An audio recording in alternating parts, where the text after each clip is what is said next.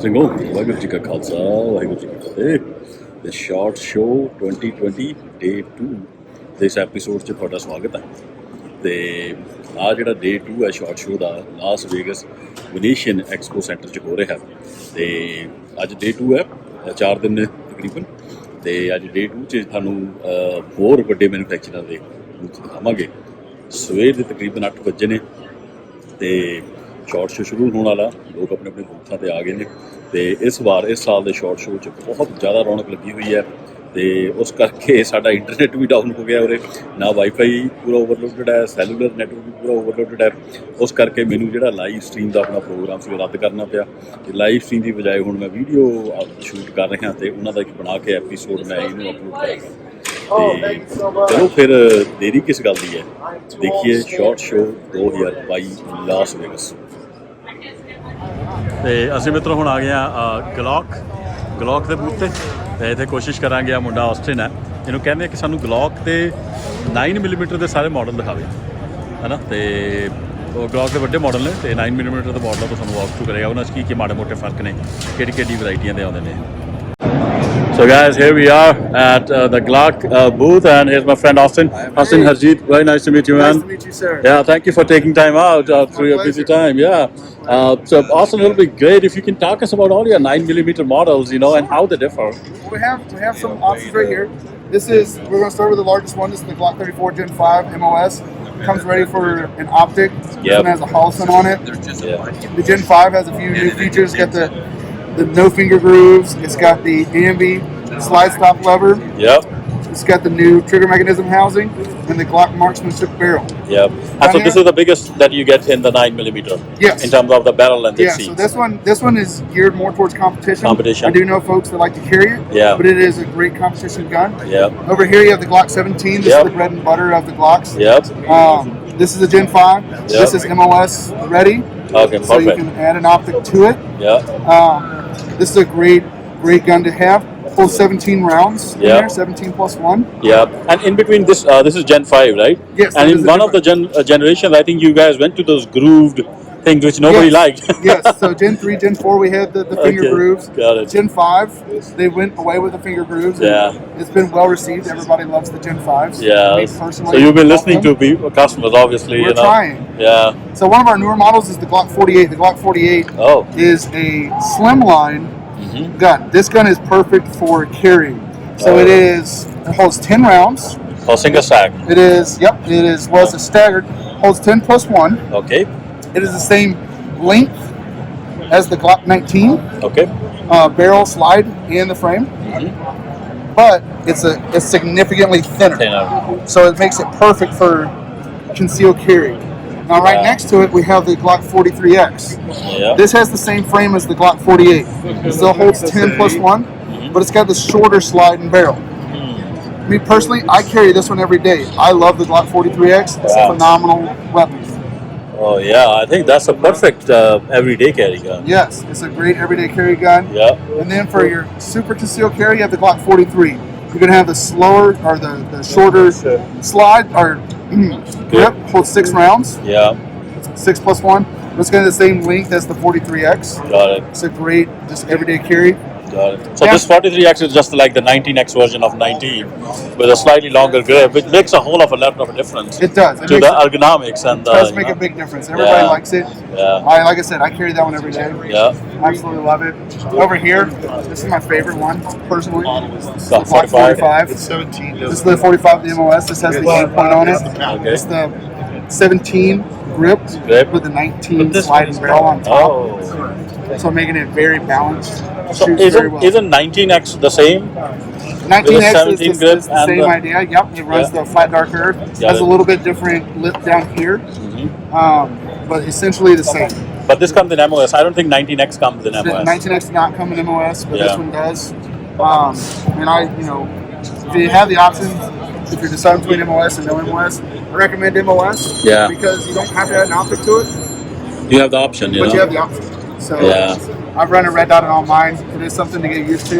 Yeah. How much does this retail for roughly? Do you know? I think this one retails for $549, $599, something like that. $599. Yeah. That is super cool, man. That is super cool. Yeah, I'm excited about this gun and the 43X. I'm definitely going to add that. I think I don't have these two in my Glock collection. I'm a big Glock fan. Thank you, Austin. Yes, this sir. was We super appreciate helpful, it. man. I Right. appreciate your time and Enjoy the show. Thank you. ਚਲੋ Aston ਨੇ ਸਾਨੂੰ 9mm ਦੇ model ਦਿਖਾਤੇ ਆਪਾਂ ਦੇਖੀਏ ਹੋਰ ਕਿਹੜੇ ਕਿਹੜੇ model ਨੇ ਗਲੌਕ ਦੇ ਇਹ ਗਲੌਕ 40 ਹੈਗੀ ਹੈ ਇਹ 10mm ਹੈ ਜੈਨ 4 ਐਮਯੂਐਸ ਵਰਜ਼ਨ ਆਉਂਦਾ ਤੇ ਇਹ ਗਲੌਕ 20 ਹੈ ਜੈਨ 4 ਗਲੌਕ 20 ਦੀ ਸਲਾਈਡ ਥੋੜੀ ਛੋਟੀ ਹੈ ਦੋਨੋਂ 10mm ਨੇ ਗਲੌਕ 20 ਤੇ ਗਲੌਕ 40 ਪਰ ਇਹਦੀ ਜਿਹੜੀ ਸਲਾਈਡ ਹੈ ਗਲੌਕ 20 ਦੀ ਹਲਕੀ ਜਿਹੀ ਛੋਟੀ ਹੈ ਗਲੌਕ 40 ਦੇ ਮੁਕਾਬਲੇ ਤੇ ਕੈਰੀ ਕਰਨੀ ਆਸਾਨ ਹੋ ਜਾਂਦੀ ਹੈ ਗਲੌਕ 19 ਹੈ ਇਹ ਗਲੌਕ 45 ਹੈ ਜਿਹਨੂੰ ਆਪਾਂ ਦੇਖ ਚੁੱਕੇ ਹਾਂ ਗਲੌਕ 22 ਤੇ 22 ਵਿੱਚ ਵੀ ਤੁਹਾਨੂੰ ਮਿਲ ਜਾਂਦੀ ਹੈ ਨਾ ਸੌਰੀ ਇਹ ਗਲੌਕ 22 ਹੈ ਕੈਲੀਬਰ 40 ਹੈ 40 ਕੈਲੀਬਰ ਵਿੱਚ ਤੁਹਾਨੂੰ ਗਲੌਕ ਮਿਲਦੀ ਤੇ ਗਲੌਕ 23 ਇਹ ਵੀ 40 ਕੈਲੀਬਰ ਦੀ ਹੈ ਗਲੌਕ 23 ਤੇ 22 'ਚ ਫਰਕ ਹੈ ਜਿਹੜੀ 23 ਦਾ ਜਿਹੜਾ ਤੁਸੀਂ ਗ੍ਰਿਪ ਦੇਖ ਰਹੇ ਹੋ ਥੋੜੀ ਸ਼ਾਰਟ ਹੈ ਦੇਖੋਗੇ ਤੇ ਧਿਆਨ ਨਾਲ ਖੱਬੇ ਪਾਸੇ ਗਲੌਕ 23 ਹੈ ਉਹਦੀ ਗ੍ਰਿਪ ਥੋੜੀ ਛੋਟੀ ਹੈ ਦੋਨੋਂ ਹੀ 40 ਕੈਲੀਬਰ ਗਲੌਕ 23 ਤੇ ਗਲੌਕ 22 ਤੇ ਆ ਜਾਂਦਾ ਗਲੌਕ 27 ਇਹ ਬਿਲਕੁਲ ਦੀ ਮਿਨੀਏਚਰ ਵਰਜ਼ਨ ਹੈ ਵੀ 40 ਕੈਲੀਬਰ 'ਚ ਹੈ ਗਲੌਕ 22 23 ਦੇ ਮੁਕਾਬਲੇ ਗਲੌਕ ਜਿਹੜੀ 27 ਹੈ ਬਹੁਤ ਛੋਟੀ ਹੈ ਕੈਰੀ ਕਰਨ ਵਾਸਤੇ ਹੈ ਡੇਲੀ ਕੈਰੀ ਕਰਨ ਵਾਸਤੇ ਤੇ ਇਹ 40 ਕੈਲੀਬਰ 'ਚ ਹੈ ਤੇ ਅੱਗੇ ਹੋਰ 22 ਲੌਂਗ ਰੇਂਜ ਵੀ ਮਿਲ ਜਾਂਦੇ ਨੇ ਤੇ 45 ਆਟੋ ਵਿੱਚ ਵੀ ਅੱਡ ਮਾਡਲ ਨੇ ਬਟ ਸਾਰਾ ਤੋਂ ਤੁਹਾਨੂੰ ਜਾਣ ਦੀ ਲੋੜ ਨਹੀਂ ਆਸ ਕਰਦਾ ਤੁਹਾਨੂੰ ਪਸੰਦ ਆਏ ਹੋਣਗੇ ਜਿਹੜੇ ਮਾਡਲ ਨੇ so friends we are at Kalashnikov USA and here's our friend Evan. Evan, this is Harjeet. Hey, it's Evan Rosenthal, Kalashnikov USA. Yeah. ShotShow 2022. Awesome. So we got a bunch of new firearms today. The first one I'm going to show you is our KR-103, also known as an AK-103. Okay. Got a cold hammer forged barrel, side folding stock, forged trunnion, forged carrier, comes with a R30 round magazine. This is the gold standard in AKs. Yeah. This is about as close as you're going to get to an original AK. You've got your side optics back here. Man. And very reliable gun. Like I said, this one is the side folder with the cold hammer forged barrel. We also make the same gun in a fixed stock with a button rifle barrel. Got it. These are available and these are shipping now. Okay. We also offer the 103 with wood as well. Wow. Redwood and an amber honey wood. Got it. So this is the 103. And these barrels, do you make them here in your factory? All of everything that we have is made here in the US. Made in USA. Everything is made in the USA. Got We're very proud of that. This over here is called the 104, the KR-104, also known as the AK-104. Got it. This is also a 7.62 by 39 rifle. Okay, it is a folding stock as well. Yep. But this is the short barrel rifle, 12.5-inch barrel. Got it. And this is very popular. In February or March, we're also going to offer this as a pistol. Oh, okay. So it makes it a little bit easier to buy. If you want Easier to buy, short barrel yeah. rifle. The customers have been demanding this, and I'm very excited to have this at the show. Wow. So all this stuff can be found at Kalashnikov-USA.com. Got it. So is Kalashnikov USA like a subsidiary of No, so there's no Kalashnikov? relation to Kalashnikov concern. When Got we used it. to import firearms about 10 years ago when the Got it. embargo hit, Got it. Oh, so all that relationship has to be totally ended. separated. Got Don't have it. any relation to the Got other it. company. Those are those two. Okay. The California version. Want me to show you that? No. Let them suck. Sorry about that. Let me show you this. This Yeah. is the 5.56. Okay. Oh my God. Yeah. Okay. So this is called the AK-101. Our version is the KR-101. Got it. People have been asking for this. Once again, folding stock. Yep. This is a 5.56 223 gun. Right. Super popular. We're going to have limited production of these in about 90 to 120 days. This is also going to be followed by a 5.45 by 39, and we're also working on a 300 blackout. Oh, Okay. super. So Kalashnikov USA has been on a big upward trajectory. A lot of new weapons, a lot of new platforms and calibers, and we're just going to keep building stuff. And this takes a standard AR This Max. will take this will take an AK 5.56 mag. Okay. The same one used in the Bulgarian SLR6. Got it. Circle 10 mags. We're also going to be, in the beginning, shipping it with a third-party mag, but we're Got it. making our own magazines for the gun. So to shoot like a 5.56, otherwise all the mechanics of an AK, like everything else is remains the same. Safety. Yep, everything else is the same. And the reason people like this is the crossover appeal. A lot of people have AR-15s already. Right. They already have 5.56 ammo. Yeah. So they say, oh, let me get an AK. Yeah, So this is going to be very, very popular. that I'm sure. Yep.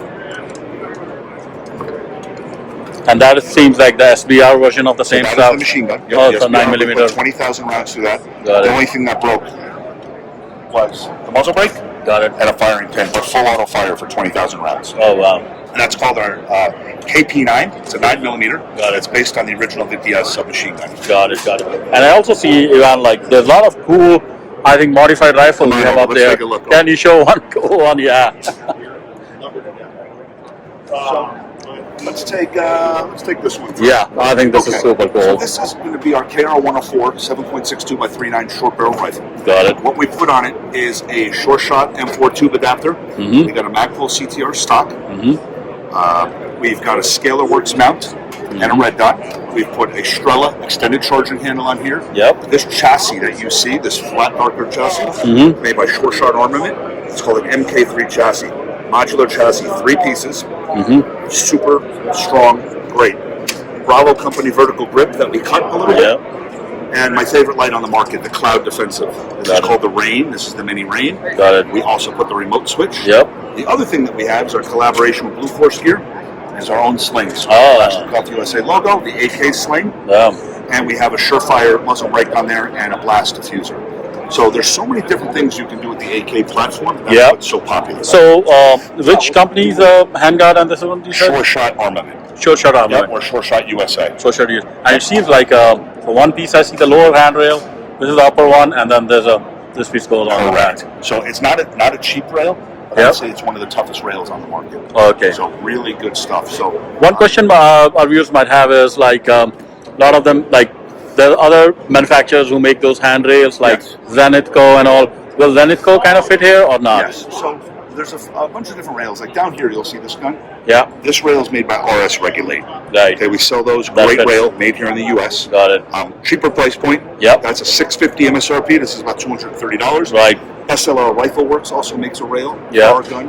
And Zenithco Furniture will fit our AK and our absolutely. Got it. There's a lot of, as you can see, there's a lot of different variations that you can do to the guns. Wow. I mean, this one over here. Yeah, why not? Similar. This one's got a maul for night vision. It's got a Surefire suppressor. Aimpoint T2. EOTech magnifier. We've got the enhanced safety. Yeah. Heavy gun, but just a great build. Well, this is a great build. Yeah. So and what can you have? That's a Surefire suppressor. Surefire suppressor. The AK market, as far as I'm concerned, has really taken off the past few years. Yeah. A lot more modularity, a lot more things that you can do. Yeah. And I think people are looking for a change. We have ARs, let's get something else. Yeah. And these are just like basically you have modified the 104. Correct. More like an idea for people how this is how you the base 104. The base 104. Yeah. And we wanted to deck it out so deck people it out can see a bit. all the different, show what you can do. Yeah. So that's the idea. It's very People popular. like to deck out their AKs nowadays. Absolutely. So if any of your viewers have any questions, they can visit us on the web. Kalashnikov USA. Yeah. That's great. Thank you, Ivan. Yes. So finally, Kalashnikov USA, the only rifle for men, That's what we say. Buddy. I appreciate it. Thanks, man. Thank you. This is super.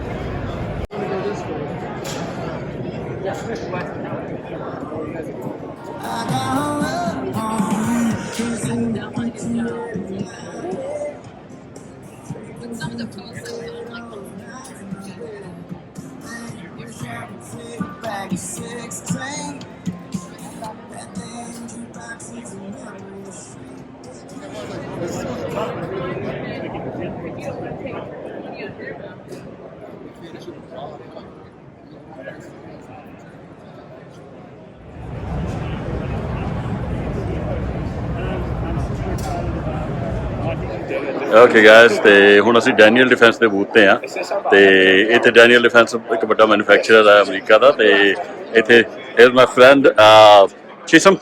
Chisholm, this is Harjeet. Nice to meet you, man. And walk us through what you got in the new line. So this is our Delta 5 Pro. This is released for us last year. We've added some new configurations. One of them is going to be our 18-inch 6.5 barrel, and then our 16-inch 308. These are geared specifically to some law enforcement clients who want something that's a little bit easier to get in and out of a patrol car, but it's also going to provide that 1,000 foot-pounds of energy at 500 yards. Okay. We can achieve that with both of these barrels here. Got it. Can you talk a bit more about the Delta .5 Pro line, right?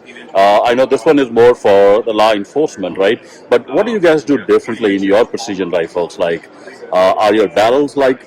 So I know that the Daniel Defense barrels are famous. Can you talk a bit more about that? Why? Yeah, absolutely. So we cold hammer forge all of our barrels, and that's no different on the Delta 5 Pro. The only thing that's a little bit different is that we forge these to contour. So you're going to see what almost looks like carbon fiber or a spiral that runs the length of the barrel. That is actually marks from the hammer forge. They're forged to contour. We can guarantee these barrels half minute of angle accuracy out of the box. If it doesn't shoot that with match ammunition, then there's a problem. We can do it consistently. We also offer some additional barrel lengths that are geared more towards the precision rifle side of things. Oh, those are longer barrels. Yeah. So when you say they are cold forged to contour, basically you get the blank and then you basically hammer forge it to get to a particular shape from the outside. Yep. That's super. So this is actually the final shape as it comes out of the hammer forge right there. So if you see that kind of classic hammer forge spiral in there, that's how we achieved that. Wow. The gun as a whole was kind of originally designed to target a specific market within the precision rifle series. Yeah. It is $24.99 as MSRP, so it allows you to get into that production price point. And we see a lot of features on this rifle that are geared towards those precision shooters. From the Arc-A-Lock rail on the bottom, M-Lock rails all the way around, our scallop cut to allow the largest bell that you can as low on the rifle as possible. Full adjustment in the stock. Yep. Thumb stop. You can change the grip out to any AR grip that you like. Yep. Timney Hunter Elite adjustable trigger. It's just a feature-packed gun right out of the box. So when I buy, like, does the trigger come standard or is there an option to select? Is it a single stage, double stage? It's a single stage. It's adjustable from about 2 pounds up to 5 pounds. We put them somewhere in the middle when we ship them from the factory, but it's an easy user Adjustable. Got it. And what about the action and the bolt? Do you guys make them on your own or use some other manufacturers? Yeah. Nope, we do it all in-house.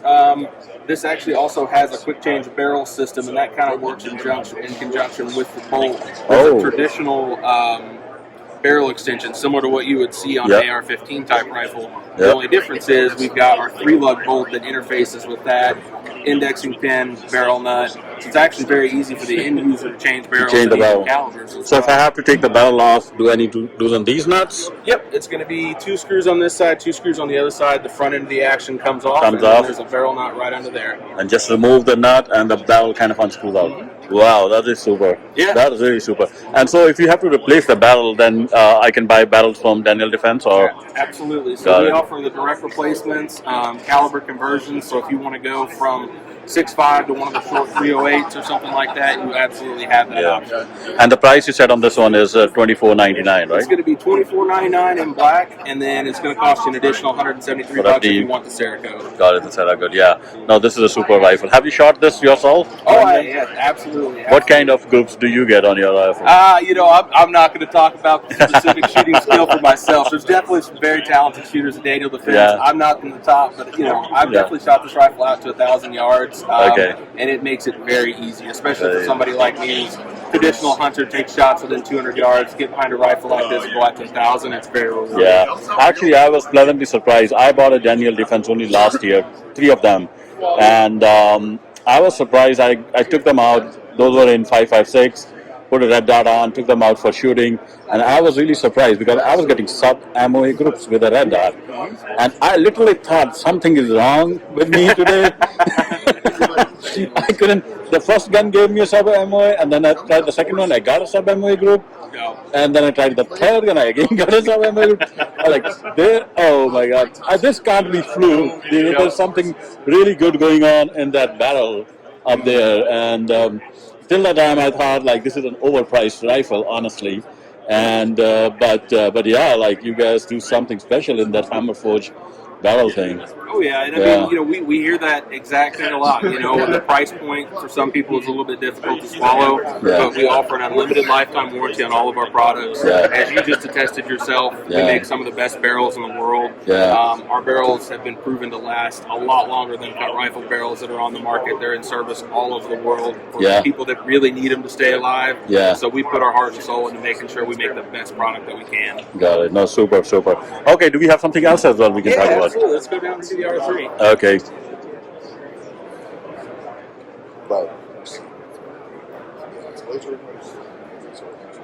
So this is going to be a new family of rifles for us this year. This is going to be the DD4 R3. R3. Okay, I can take the mic. Oh, Yep. thanks.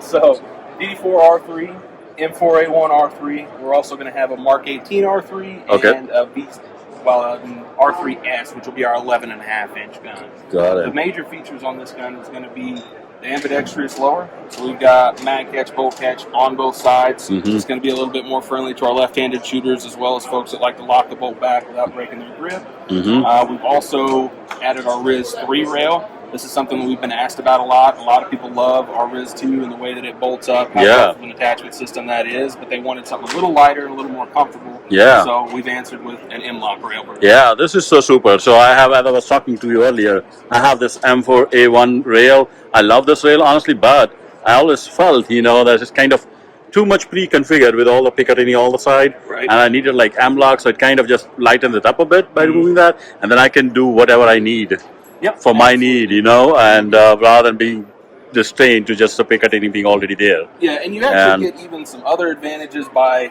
going to M-lock. We've got attachment points here at our diagonals, which we weren't able to do with a traditional Picatinny rail. So if you want to run an offset or something like that on one of these slots, you have that option. And it's still lighter than the Picatinny rail, so it's an overall improvement. Yeah, that's right. I think, that's a good point, because now you have this diagonal options available. You can do offset.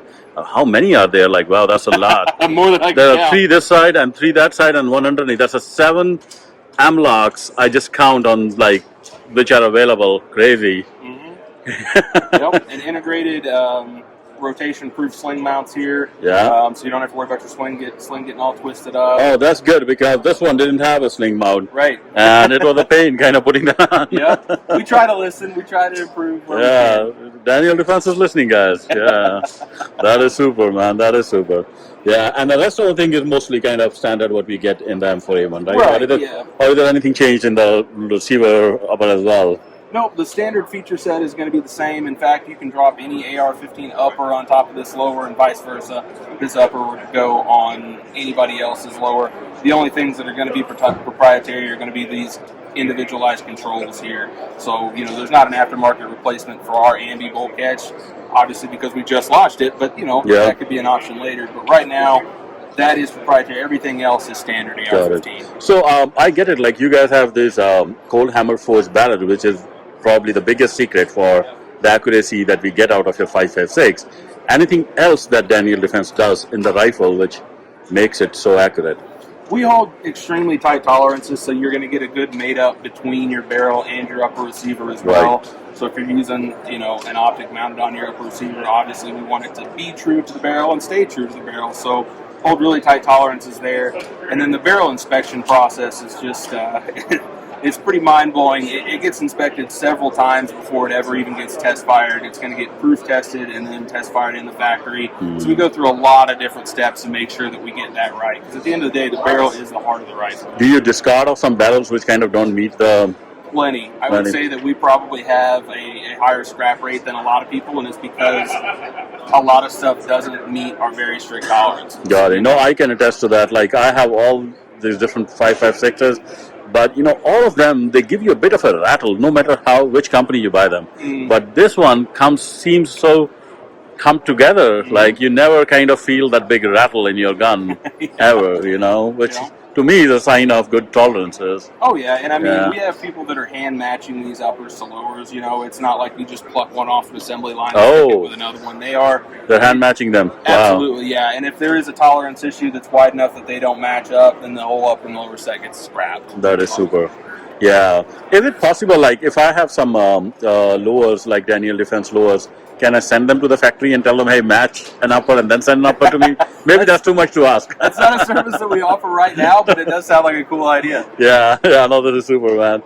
Yeah, I also see a PDW up there, like, which is looking too sexy for me to list and not talk about it. All right, we'll go down to the spinner and I'll bring one with me to talk. Oh, that's super, yeah.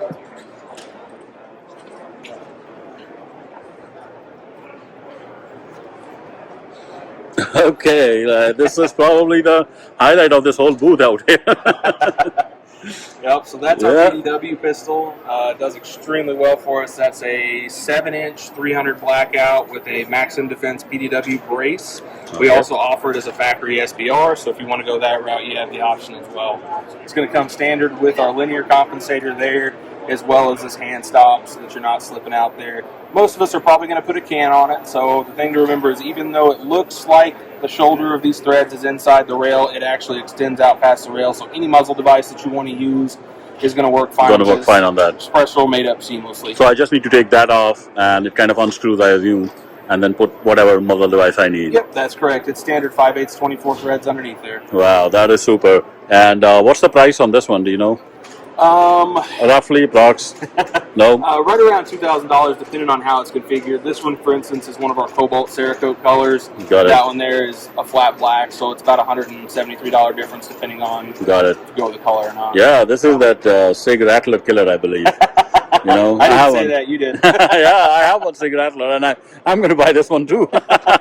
Because, you know, like, I think the difference is, not to run down Sig, is just the way your rifles come together, and just the, as you said, the tolerances and the accuracy of it. Sig is not bad. I have Sig rifles, but I do believe that Daniel is like slight notch above in that sense. No, nothing wrong with Sig, but you know. Yeah, we love everybody Yeah. in this industry. You know, we're all on the same team. But I'll say that, like I said, we pour our heart and soul into making the best weapons that we can. Yeah. And we stand beside it. Like I said, we have an unlimited lifetime warranty. We've warranted guns that have been burned up in wildfires. We've warranted guns that have been stolen.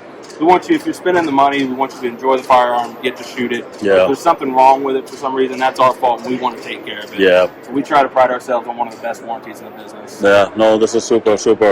Thank you so much, Ism. And sorry, I didn't get the name right. Absolutely. I hope I'm not Thank you. murdering it. No, This you're is super, absolutely man. good. Yeah.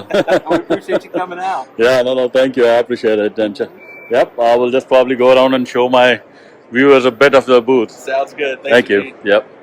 ਤੇ ਇਹ ਸੀ ਚਿਜ਼ਮ, ਇਹਨੇ ਸਾਨੂੰ ਆਪਣੀ Daniel defence ਦਾ ਜਿਹੜਾ booth 'ਚ 2-3 ਬੰਦੂਕਾਂ ਦਿਖਾਈਆਂ, ਤੇ ਆ ਜਿਹੜੀਆਂ ਡੈਨੀਅਲ ਡਿਫੈਂਸ ਜਿੱਦਾਂ ਮੈਂ ਤੁਹਾਨੂੰ ਕਿਹਾ ਇਹਨਾਂ ਦੀ ਅਲੱਗ ਰੇਂਜਸ ਨੇ ਰਾਈਫਲਾਂ ਦੀਆਂ। DDM 4V7 ਰੇਂਜ ਹੈ, ਇਹ ਤੁਸੀਂ ਦੇਖੋਗੇ ਥੋੜੇ ਲੰਬੇ ਬੈਰਲ ਮਿਲਦੇ ਨੇ। ਤੇ ਇਹ ਡੈਨੀਅਲ ਡਿਫੈਂਸ ਦੀ ਖਾਸ ਗੱਲ ਇਹ ਹੈ ਕਿ ਬੜੀ ਬਹੁਤ ਹੀ ਐਕੂਰੇਟ ਇਹਨਾਂ ਦੀ ਜਿਹੜੀ ਜੋ ਸੀਕ੍ਰੇਸੀ ਹੈ ਆ ਬੈਰਲਸ ਵਿੱਚ ਹੈ। ਆ ਤੁਸੀਂ ਬੈਰਲ ਦੇਖ ਰਹੇ ਹੋ ਨੇ, ਅੱਡ ਤਰੀਕੇ ਦੇ ਬੈਰਲ, ਅੱਡ ਪ੍ਰੋਫਾਈਲ ਦੇ ਬੈਰਲ ਉਹਨੇ ਰੱਖੇ ਹੋਏ ਨੇ। ਇਹ ਜਿਹੜੇ ਬੈਰਲ ਨੇ ਡੈਨੀਅਲ ਡਿਫੈਂਸ ਆਪ ਬਣਾਉਂਦਾ, ਤੇ ਹੈਮਰ ਫੋਰਜਡ ਇਹ ਬੈਰਲ ਹੁੰਦੇ ਨੇ। ਹੈਮਰ ਫੋਰਜਡ ਦਾ ਮਤਲਬ ਇਹ ਹੁੰਦਾ ਕਿ ਵੀ ਜਿਹੜਾ ਬੈਰਲ ਆ ਉਹਨੂੰ ਬਾਹਰੋਂ ਹੈਮਰ ਕਰਕੇ ਉਹਨੂੰ ਫੋਰਜ ਕੀਤਾ ਜਾਂਦਾ ਉਸ ਚੀਜ਼ ਨੂੰ। ਤੇ ਹੈਮਰ ਫੋਰਜ ਜਿਹੜਾ ਪ੍ਰੋਸੈਸ ਹੈ, ਅੱਡ ਪ੍ਰੋਸੈਸ ਨਾਲ ਬੈਰਲ ਬਣਦੇ ਨੇ, ਪਰ ਜਿਹੜਾ ਹੈਮਰ ਫੋਰਜ ਪ੍ਰੋਸੈਸ ਹੈ ਸਭ ਤੋਂ ਐਕੂਰੇਟ ਮੰਨਿਆ ਜਾਂਦਾ। ਆ ਦੇਖੋ ਬੈਰਲ ਨੂੰ ਥੋੜਾ ਜਿਹਾ ਕੱਟ ਕਰਕੇ ਰੱਖਿਆ ਹੋਇਆ, ਤੇ ਸ਼ਾਇਦ ਤੁਹਾਨੂੰ ਨਜ਼ਰ ਆ ਰਿਹਾ ਹੋਵੇ, ਥੋੜਾ ਜਿਹਾ ਮੈਨੂੰ ਸਾਈਡ ਤੇ ਕਰਕੇ ਦਿਖਾਉਣਾ। ਅੰਦਰ ਦੀ ਰਾਈਫਲਿੰਗ ਹੈ, ਤੇ ਇਹ ਇਹਨਾਂ ਦਾ ਸੀਕ੍ਰੇਟ ਸੌਸ ਹੈ। ਤੇ ਸਭ ਤੋਂ ਜ਼ਿਆਦਾ ਐਕੂਰੇਟ ਗੰਨਾਂ AR-15 ਸਟਾਈਲ 'ਚ ਮੇਰੇ ਹਿਸਾਬ ਨਾਲ ਇਹ ਡੈਨੀਅਲ ਡਿਫੈਂਸ ਦੀਆਂ ਨੇ। ਤੇ ਆ ਤੁਸੀਂ ਦੇਖ ਹੀ ਰਹੇ ਹੋ, made in USA, yeah, that's important, right? So ਇਹਨਾਂ ਦੀ DDM 4V9 ਲਾਈਨ ਹੈ। ਇਹ ਜਿਹੜੀ V9 ਲਾਈਨ ਹੈ ਇਹ ਵੀ 556 ਨੈਟੋ 'ਚ ਮਿਲ ਜਾਂਦੀ ਆ, 18 ਇੰਚ। ਆ ਦੇਖੋ ਬੈਰਲ ਟਾਈਪ ਇਹਨਾਂ ਲਿਖਿਆ ਕੋਲਡ ਹੈਮਰ ਫੋਰਜ, ਰਾਈਟ? ਇਹ ਬੜਾ ਇੰਪੋਰਟੈਂਟ ਹੈ। ਇਹਦਾ ਬੈਰਲ ਪ੍ਰੋਫਾਈਲ ਜਿਹੜਾ ਲਿਖਿਆ S2W ਰਾਈਫਲਿੰਗ ਟਵਿਸਟ। ਤੇ ਇੱਧਰ ਇਹਨਾਂ ਦੀ ਆ ਜਿਹੜੀ ਡੈਲਟਾ 5 ਪ੍ਰੋ ਲਾਈਨ ਹੈ, ਜਿਹੜੀ ਇਹਨੇ ਪਹਿਲਾਂ ਦਿਖਾਈ ਸੀ ਮੁੰਡੇ ਨੇ, ਇਹ ਇਹਨਾਂ ਦੀ ਪ੍ਰੈਸੀਜਨ ਰਾਈਫਲ ਸੀਰੀਜ਼, ਜੋ ਕਿ ਅੱਜ ਬਹੁਤ ਪਪੂਲਰ ਨੇ ਕੰਪੀਟੀਸ਼ਨ PRS ਦੇ, ਇਹ ਉਹਨਾਂ ਮੁਕਾਬਲਿਆਂ ਵਿੱਚ ਵਰਤੀ ਜਾਂਦੀ ਹੈ। ਐਜ਼ ਅ ਸਨਾਈਪਰ ਰਾਈਫਲ ਬਹੁਤ ਵਧੀਆ ਇਹ। ਤੇ ਮੇਰੇ ਕੋਲ ਹੈ ਨਹੀਂ ਜਿਹੜਾ ਡੈਲਟਾ 5 ਪ੍ਰੋ ਮਾਡਲ, ਪਰ ਮੈਂ ਲੈਣ ਦੀ ਸੋਚ ਰਿਹਾ। ਤੇ ਮੇਰੇ ਹਿਸਾਬ ਨਾਲ ਇਹ ਜੋ ਇਹਨਾਂ ਦਾ ਟਰੈਕ ਰਿਕਾਰਡ ਹੈਗਾ ਐਕੂਰੇਸੀ ਵਿੱਚ, ਤੇ ਇਹ ਵੀ ਜੋ ਮੈਂ ਸੁਣਿਆ ਇਸ ਬੰਦੂਕ ਬਾਰੇ, ਉਹ ਵੀ ਇਹ ਬਹੁਤ ਹੀ ਐਕੂਰੇਟ ਬੰਦੂਕ ਹੈ। ਤੇ ਇਹਦਾ ਵਜਨ ਵੀ ਕੋਈ ਜ਼ਿਆਦਾ ਨਹੀਂ ਹੈਗਾ, ਇਸ ਦੇ ਹਿਸਾਬ ਨਾਲ ਚੱਕ ਕੇ ਦੇਖਦੇ ਹਾਂ। Like it's not bed, like ਜੋ ਵੀ ਤੇ ਇਸ ਟਾਈਪ ਦੀ ਰਾਈਫਲ ਲਈ। ਤੇ ਇਹਦੇ ਅੱਡ ਇੱਥੇ ਮਾਡਲ ਲੱਗੇ ਨੇ। ਤੇ ਚਲੋ, ਤੇ ਇਹ ਸਿੰਘੋ ਆਪਾਂ ਗਏ ਈਅਰਟੈਕ ਦੇ ਬੂਥ ਤੇ। ਈਅਰਟੈਕ ਵੱਡਾ ਮੈਨੂਫੈਕਚਰਰ ਹੈ ਆਪਟਿਕਸ ਵਿੱਚ, ਵਨ ਆਫ ਦਾ ਬਿਗੇਸਟ ਜਿਹੜੇ ਮੈਨੂਫੈਕਚਰਰ ਨੇ ਅਮਰੀਕਾ 'ਚ। ਤੇ ਬਹੁਤ ਹੀ ਜ਼ਿਆਦਾ ਵਧੀਆ ਕੁਆਲਿਟੀ ਦੇ ਇਹਨਾਂ ਦੇ ਆਪਟਿਕ ਹੁੰਦੇ ਨੇ।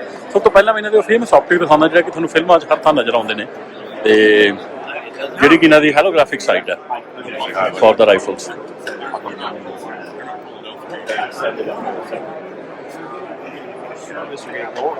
ਤੇ ਇਹ ਇਹਨਾਂ ਦੀ ਹੈਲੋਗ੍ਰਾਫਿਕ ਸਾਈਟ ਦੀ ਪੂਰੀ ਲਾਈਨ ਹੈ ਨਾ। ਤੇ ਆਪਾਂ ਖੱਬੇ ਤੋਂ ਸ਼ੁਰੂ ਕਰਦੇ ਹਾਂ, ਜਿਹੜੀ ਕਿ ਇਹਨਾਂ ਦੀ ਮੇਨ ਮੁੱਖ ਇਹਨਾਂ ਦਾ ਜਿਹੜਾ ਪ੍ਰੋਡਕਟ ਸੀ ਜਿਹਦੇ ਨਾਲ ਇਹ ਬੜੇ ਫੇਮਸ ਹੋਏ ਨੇ, ਤੇ EXPS 3 ਜੇ ਤੁਸੀਂ ਪੜ੍ਹੋਗੇ ਤਾਂ ਨਾਈਟ ਵਿਜ਼ਨ ਕੰਪੈਟੀਬਲ ਹੈ। ਤੇ ਇਹਦੇ ਵਿੱਚ ਰੈਟੀਕਲ ਦੀ ਜਿਹੜੀ ਆਪਸ਼ਨ ਹੈ, 3 ਆਪਸ਼ਨਾਂ ਨੇ, ਸਿੰਗਲ ਡਾਟ, 2 ਡਾਟਸ, 3 ਡਾਟਸ। ਤੇ ਇਹਨਾਂ ਨੂੰ ਤੁਸੀਂ ਦੇਖ ਸਕਦੇ ਹੋ। ਤੇ EXPS 3 ਸਾਨੂੰ ਫਿਲਮਾਂ 'ਚ ਬੜਾ ਨਜ਼ਰ ਦੇਖਣ ਨੂੰ ਮਿਲਦਾ ਹੋਏਗਾ, ਹੈਲੋਗ੍ਰਾਫਿਕ ਸਾਈਟ। ਇਹਦਾ ਮੇਰਾ ਵੀਡੀਓ ਵੀ ਹੈਗਾ ਹੈਲੋਗ੍ਰਾਫਿਕ ਸਾਈਟ 'ਤੇ। EXPS 2 ਹੈ, ਇਹ ਮੇਰੇ ਖਿਆਲ ਨਾਲ ਨਾਈਟ ਵਿਜ਼ਨ ਕੰਪੈਟੀਬਲ ਨਹੀਂ ਹੈਗਾ। ਤੇ ਇਹਦੇ ਵਿੱਚ ਵੀ 3 ਰੈਟੀਕਲਾਂ ਦੀ ਚੋਇਸ ਹੈ, 2 ਲਾਲ ਰੰਗ ਦੇ ਤੇ 1 ਗ੍ਰੀਨ ਰੰਗ ਦਾ। ਤੇ ਇਹ XPS 3 ਹੈਗਾ ਜਿਹੜਾ ਇਹਨਾਂ ਦਾ, ਇਹ ਵੀ ਨਾਈਟ ਵਿਜ਼ਨ ਕੰਪੈਟੀਬਲ ਹੈ। ਇਹਦੇ ਵਿੱਚ 2 ਰੈਟੀਕਲ ਦੀ ਚੋਇਸ ਹੈ। ਇਹਨਾਂ ਦੇ ਜਿਹੜਾ ਆਪਸ ਵਿੱਚ ਦਾ ਫਰਕ ਹੈ ਬਹੁਤ ਜ਼ਿਆਦਾ ਨਹੀਂ ਹੈਗਾ। ਜਿਹੜਾ ਫਰਕ ਹੈਗਾ ਉਹ ਥੋੜ੍ਹਾ ਵਜਨ 'ਚ ਹੈ, ਜਿਵੇਂ 9 ਔਂਸ ਦਾ ਹੈਗਾ, 11 ਔਂਸ ਦਾ ਹੈ। ਤੇ ਰੈਟੀਕਲ ਜਿਹੜੇ ਅਵੇਲੇਬਲ ਨੇ ਉਹਨਾਂ 'ਚ ਫਰਕ ਹੈ। ਇਹ XPS 2 ਇਹ ਵੀ 9 ਔਂਸ ਦਾ ਹੀ ਹੈ ਸਿਰਫ। ਤੇ ਇਹਦੇ ਵਿੱਚ ਬੜੇ ਰੈਟੀਕਲਸ ਦੀ ਚੋਇਸ ਹੈ, ਜਿਸ ਤੁਸੀਂ ਦੇਖ ਰਹੇ ਹੋ। ਤੇ ਅੱਡ ਤਰੀਕੇ ਦੇ ਰੈਟੀਕਲ ਤੁਸੀਂ ਇਹਦੇ 'ਚ ਸਿਲੈਕਟ ਕਰ ਸਕਦੇ ਹੋ, ਹਰੇ ਵਿੱਚ, ਲਾਲ ਵਿੱਚ। ਤੇ ਇਹ 558 ਜਿਹੜਾ ਹੈਗਾ 13, ਇਹ ਥੋੜ੍ਹਾ ਭਾਰਾ ਹੈ ਜੇ ਤੁਹਾਨੂੰ ਨਜ਼ਰ ਆਉਂਦਾ। ਇਹਦੇ ਵਿੱਚ ਡਬਲ ਬੈਟਰੀ ਪੈਂਦੀ ਹੈ, ਤੇ ਉਹਦੇ ਕਰਕੇ 2 ਡਬਲ ਬੈਟਰੀਆਂ ਪੈਂਦੀਆਂ, ਤਾਂ ਉਹਦੇ ਕਰਕੇ ਜਿਹੜਾ ਅੱਗੇ ਤੁਹਾਨੂੰ ਲੰਬਾ ਜਿਹਾ ਨਜ਼ਰ ਆ ਰਿਹਾ, ਉਸ ਕਰਕੇ ਹੈਗਾ ਉਹ ਜਗ੍ਹਾ ਬਣੀ ਹੋਈ। ਤੇ ਉਹਦੇ ਵਿੱਚ ਹੀ ਜਿਹੜਾ ਅੱਡ ਮਾਡਲ ਨੇ, ਜਿਹਦਾ ਰੈਟੀਕਲ ਦਾ ਸਿਰਫ ਫਰਕ ਹੈ, ਬਾਕੀ ਇਹਨਾਂ 'ਚ ਕੋਈ ਜ਼ਿਆਦਾ ਫਰਕ ਨਹੀਂ ਹੈਗਾ। ਤੇ ਉਸ ਤੋਂ ਬਾਅਦ ਆਪਾਂ ਜਾਂਦੇ ਮੈਗਨੀਫਾਇਰ 'ਚ। ਇਹ ਮੈਗਨੀਫਾਇਰ ਇਹ ਰੈੱਡ ਡਾਟ ਦੇ ਅੱਗੇ ਲੱਗ ਜਾਂਦਾ ਤੇ ਮੈਗਨੀਫਾਈ ਕਰ ਦਿੰਦਾ ਰੈੱਡ ਡਾਟ ਨੂੰ। ਇਹ ਤੁਸੀਂ ਥੋੜ੍ਹਾ ਜਿਹਾ ਰੈੱਡ ਡਾਟ ਨਾਲ ਹੀ ਥੋੜ੍ਹਾ ਦੂਰ ਤੋਂ ਨਿਸ਼ਾਨਾ ਲਾਣਾ ਤੇ ਅੱਗੇ ਮੈਗਨੀਫਾਇਰ ਲਾ ਸਕਦੇ ਹੋ। ਇਹਨਾਂ ਨੇ ਲਾ ਕੇ ਵੀ ਦਿਖਾਏ ਹੋਏ ਕਿੱਦਾਂ ਲੱਗਦੇ ਨੇ ਮੈਗਨੀਫਾਇਰ। ਉਹ ਅੱਗੇ ਮੈਗਨੀਫਾਇਰ ਲੱਗਿਆ ਤੇ ਅੱਗੇ ਰੈੱਡ ਡਾਟ ਹੈ, ਪਿੱਛੇ ਮੈਗਨੀਫਾਇਰ ਲੱਗਿਆ। ਤੇ ਤੁਸੀਂ ਮੈਗਨੀਫਾਇਰ ਦੇ ਰਾਹੀਂ ਰੈੱਡ ਡਾਟ ਨੂੰ ਥੋੜ੍ਹਾ ਦੂਰ ਤੱਕ ਪ੍ਰੋਜੈਕਟ ਕਰ ਸਕਦੇ ਹੋ। ਤੇ ਇਹ ਅੱਡ ਮੈਗਨੀਫਾਇਰ ਨੇ। G33 3x ਮੈਗਨੀਫਾਇਰ ਹੈ, G43 ਵੀ 3x ਹੈ। ਇਹਨਾਂ 'ਚ ਫਰਕ ਹੈ ਵਜਨ ਦਾ। ਉਹ ਆ ਜਿਹੜਾ G43 ਥੋੜ੍ਹਾ ਭਾਰਾ ਹੈ ਤੇ ਜਿਹੜਾ G33 ਹੈ ਥੋੜ੍ਹਾ ਹਲਕਾ ਹੈ, 10 ਔਂਸ ਦਾ ਹੈ। ਤੇ ਬਾਕੀ ਜ਼ਿਆਦਾ ਇਹਨਾਂ 'ਚ ਕੋਈ ਫਰਕ ਨਹੀਂ ਹੈ।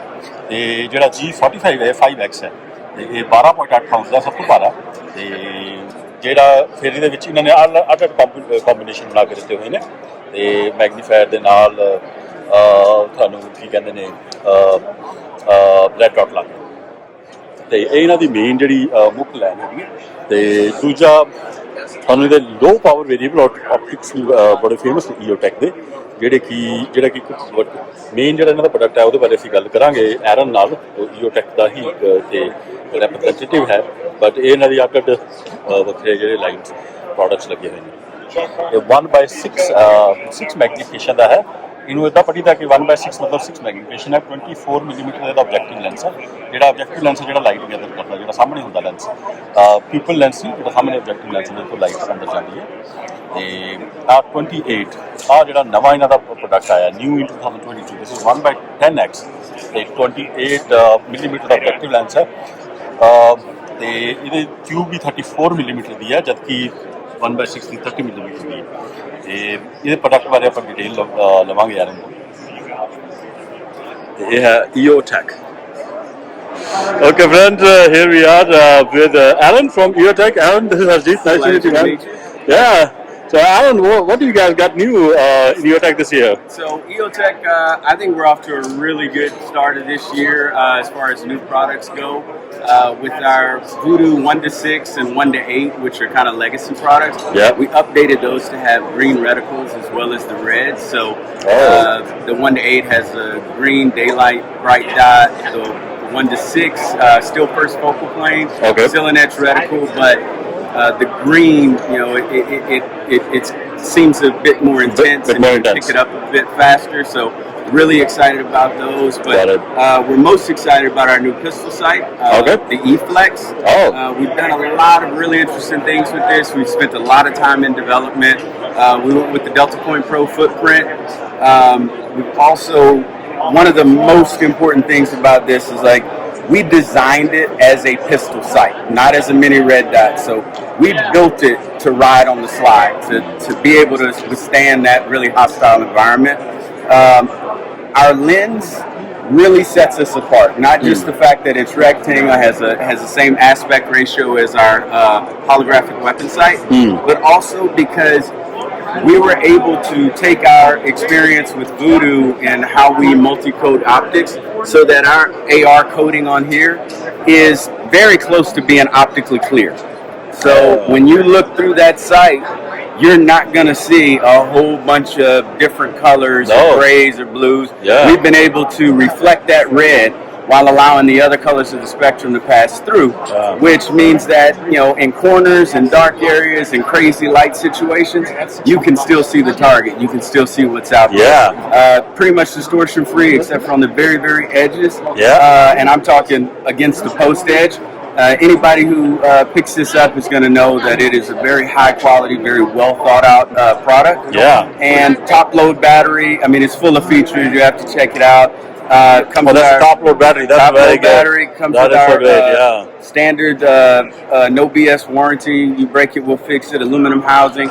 Super excited. Give it a try. It's MSRP is only $389. Oh wow! So trying to that get you are really gonna give a competition. We'll take the challenge with anybody on that, and then the next thing that's a really big deal for us is our 1 to 10, and we got some pictures of it earlier. Show up, but we're offering in 3 different reticle sizes. Some of the unique things about that scope are compared to any of our competitors, it's a bit lighter in weight. Compared to most competitors, it's a little bit shorter in size. That's good. But one of the things that I'm most proud of is we were able to design the objective to be 24 millimeters with a 34 millimeter tube, as opposed to the traditional 24 millimeters. It doesn't sound like a big deal, but exit pupil diameter is determined by objective size and magnification. By having a larger objective, we get a larger exit pupil. Larger exit pupil means that your eye box is bigger. So you can go off axis a little bit more than you can with anybody else and not shade out.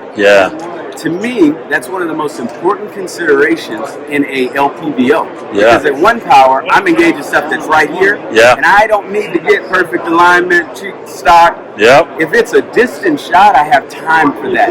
So we're really impressed by this. It's that our 1 to 10 and our E-Flex, both were developed with our commitment to the professional user, so that we feel comfortable you can stake your life on it. MSRP $17.99. Oh wow, that's not bad. It's a killer price point on a killer scope.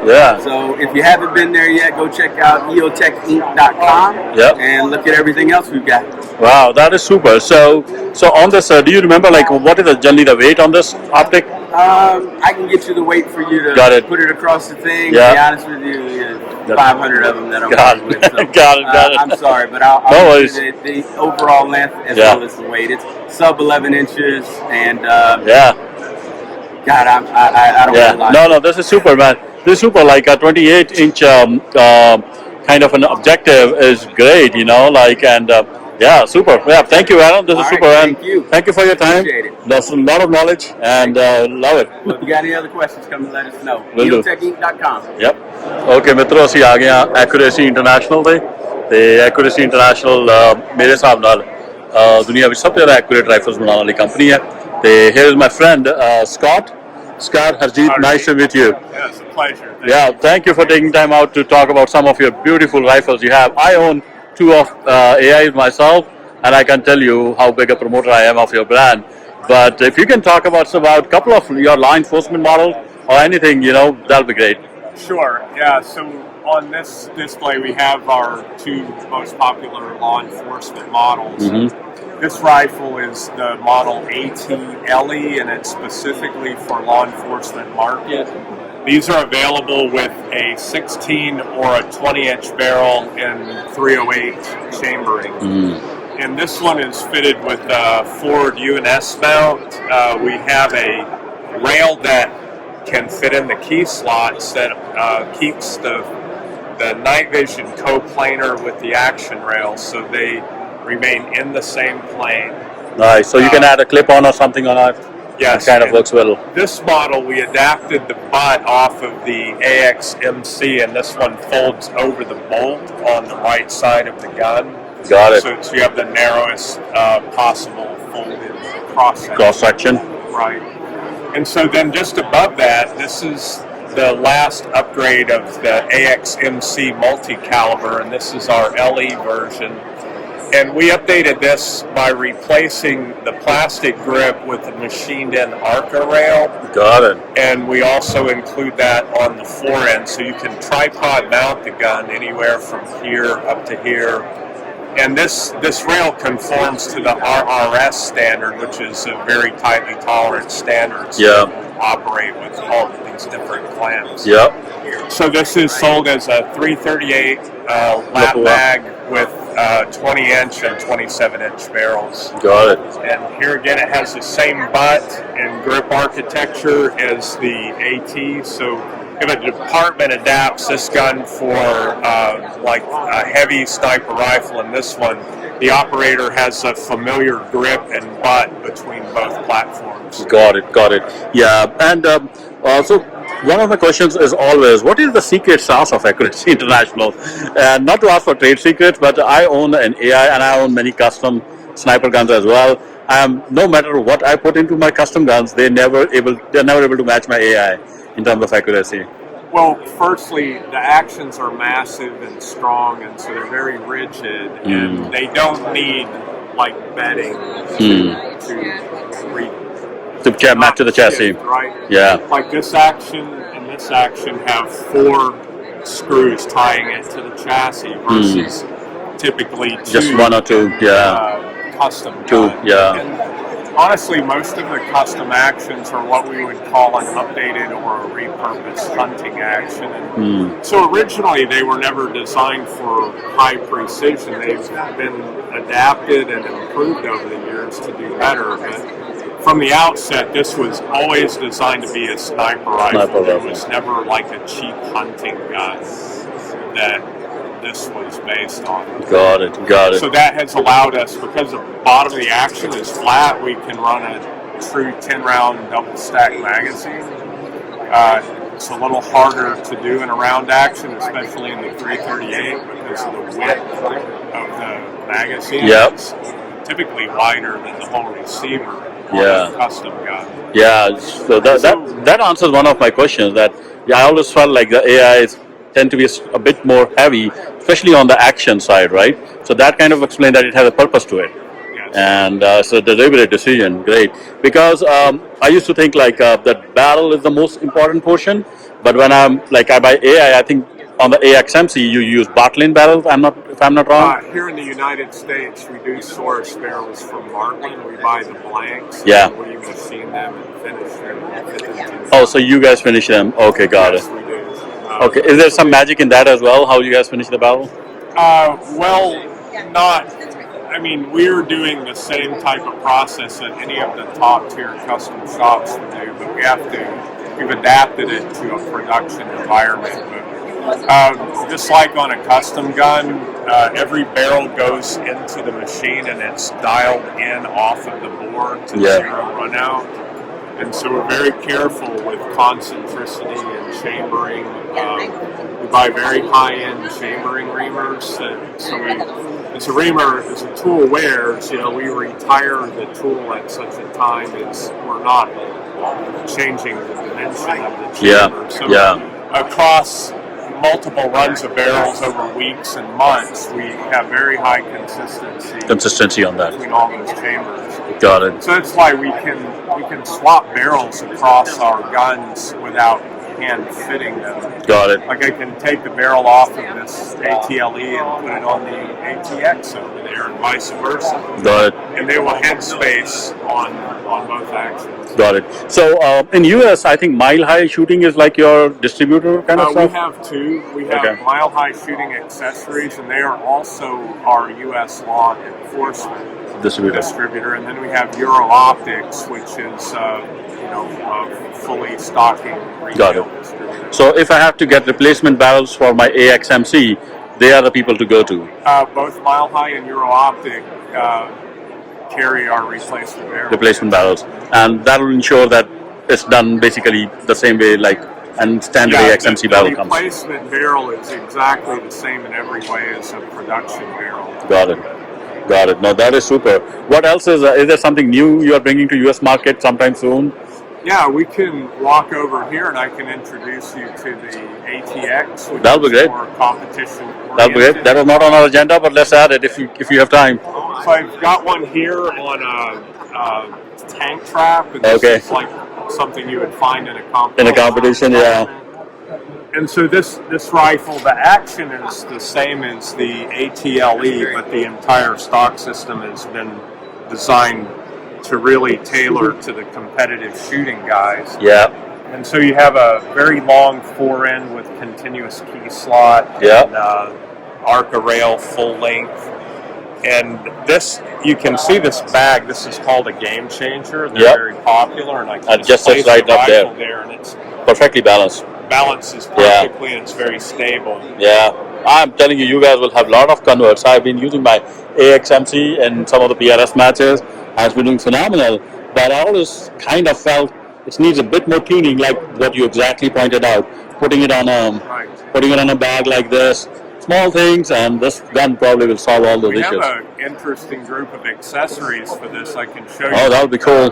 Over here, I've got a weight system for the ATX. Oh, that's awesome. And so, depending on how the owner configures the gun with different barrel lengths or whatever and optics, these weights attach to the side, and they do two things. So, it increases the width of the gun. Like if we put it on the bag, it makes it more stable. Against rotation. And then by adding weight forward, we reduce the tendency of the muzzle to jump under recoil. We also have these nice gold-colored brass weights. That these are designed to fit into the forend channel, and this one we can stack 2 pair. Standard length forend, we can put 3 in. And there's enough space that it doesn't touch the barrel. No. Got it. Same clearance on the bottom as you would have on the sides. Got it. Yeah. That is super. And then on these, like this is the chassis system. Do you sell the chassis system itself alone as well? The main new product we're introducing this year at ShotShow is the ATX AICS, which is this blue one. So this is the chassis that would fit the Remington 700 actions for the people building custom guns. Got it. So it gives them all of the chassis architecture features that our ATX rifle has. We'll see what comes out of it. They can fuse all their custom stuff with some of your magic on the chassis. Well, as you know, AI created chassis systems like the L96 rifle that was designed 40 years ago. The reason they're called chassis is it's a very British term. It is a British term. They pronounce it chassis. But so we have chassis everywhere now. But AI invented that. I think the American term is body. They never call it a chassis. Right. They just call it the body, Just a stock. All the metal stocks are called chassis now, but people don't know why. Oh, that is great. Yeah, tell us a bit about, if you know what about this company. Is a UK company, right? UK-based company, and how come it became such a big name in this field? So AI is still headquartered in Portsmouth, England. We are AI North America out of Fredericksburg, Virginia. Got it. The company's been in business over 40 years. And, they submitted a rifle to the UK MOD in a sniper weapon trial, and it won like walking away, and it had a lot of innovations that none of the other rifles had. It had the metal stock system that we call a chassis. And that original one had the plastic overlays like the ATLE still has today. It eventually was offered with a folding stock, which has become almost a requirement in modern sniper rifles. But most importantly, it had a detachable box magazine to allow you to reload the rifle quickly and reliably, and it fed perfectly. So the magazines originally developed for the L96, they still work in that ATLE. Got it. The same mag. So it was a very successful design. It was scaled to double stack feet up to 338. Got it. when you hear the term AICS mags that everybody uses, that's Accuracy International Chassis System, and we make most of the mags. Super. Is there a thought process? I know you guys are kind of kill it in the sniper world, and now you are getting a bit into the PIS game with that, and your chassis is already there. You guys are thinking of going into the hunting world sometime? Well, we've certainly had some requests from some very important constituents to do that, and it's something that we will look at. We've had internal discussions about it. We think we have some technologies that would be very adaptable to that market. So that'll be super cool, because US is primarily a hunting market to my knowledge. I don't know, I might be wrong, but it's a big hunting market out there. The hunting market is a lot larger than the competition shooting market. You have a wide spectrum of product price ranges.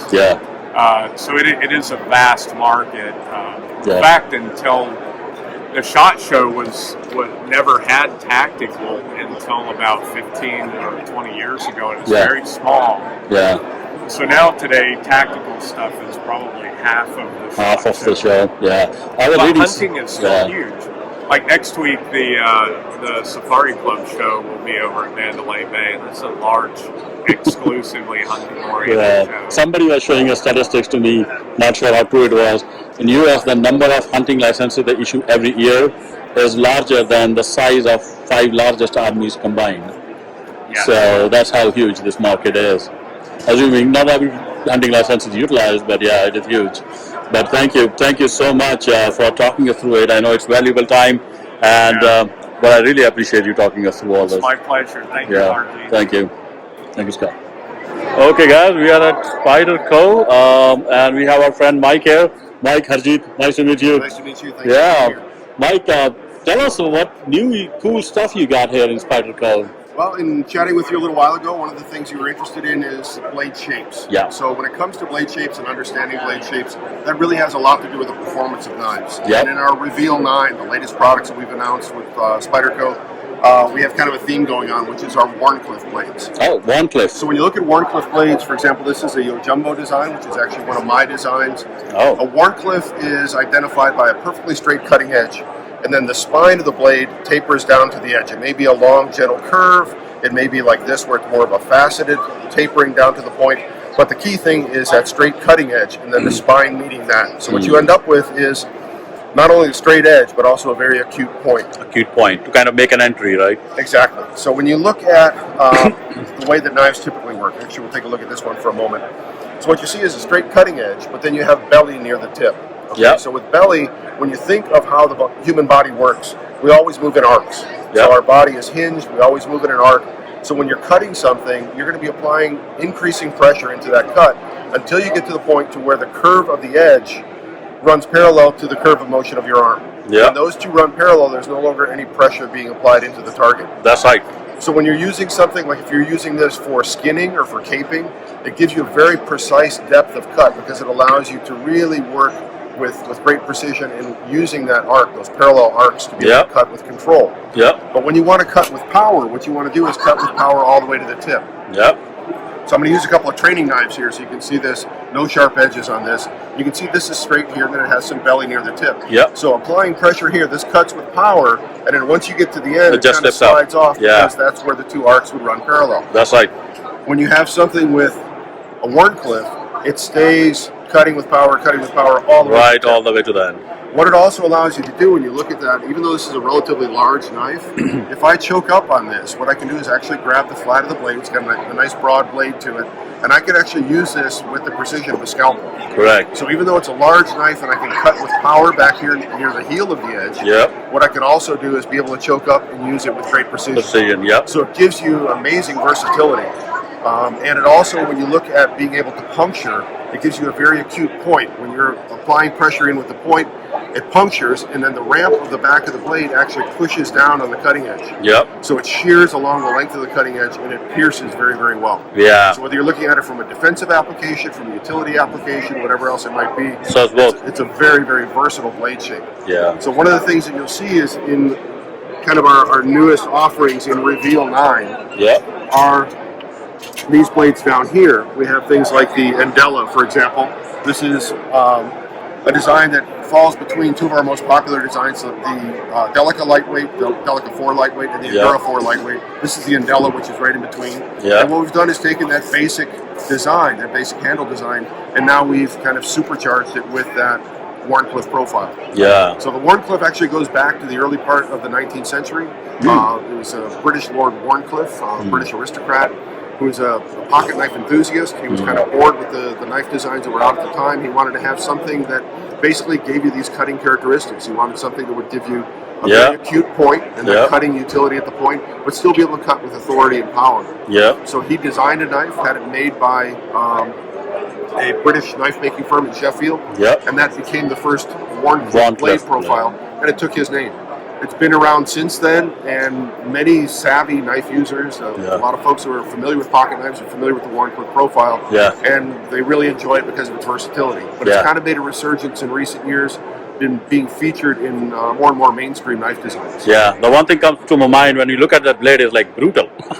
Yes. You can name it brutal because that looks like a dangerous blade to me, you know. Well, when you compare it to a lot of traditional edge weapons, when you look at like the Filipino Campilan, when you look at the Viking Scramasax, straight cutting edges, the exact same mechanics, the cutting performance and mechanics are exactly the same. Yeah. So it really is just physics in action. Exactly. And how the body works and how you can extend an edge weapon from the natural use of your hand. That's kind of how. Yeah, I think. Yeah, you're right. I think from a weapon perspective, like a curved edge makes more sense on like a sword, like a talwar, you know, because you are slashing and cutting.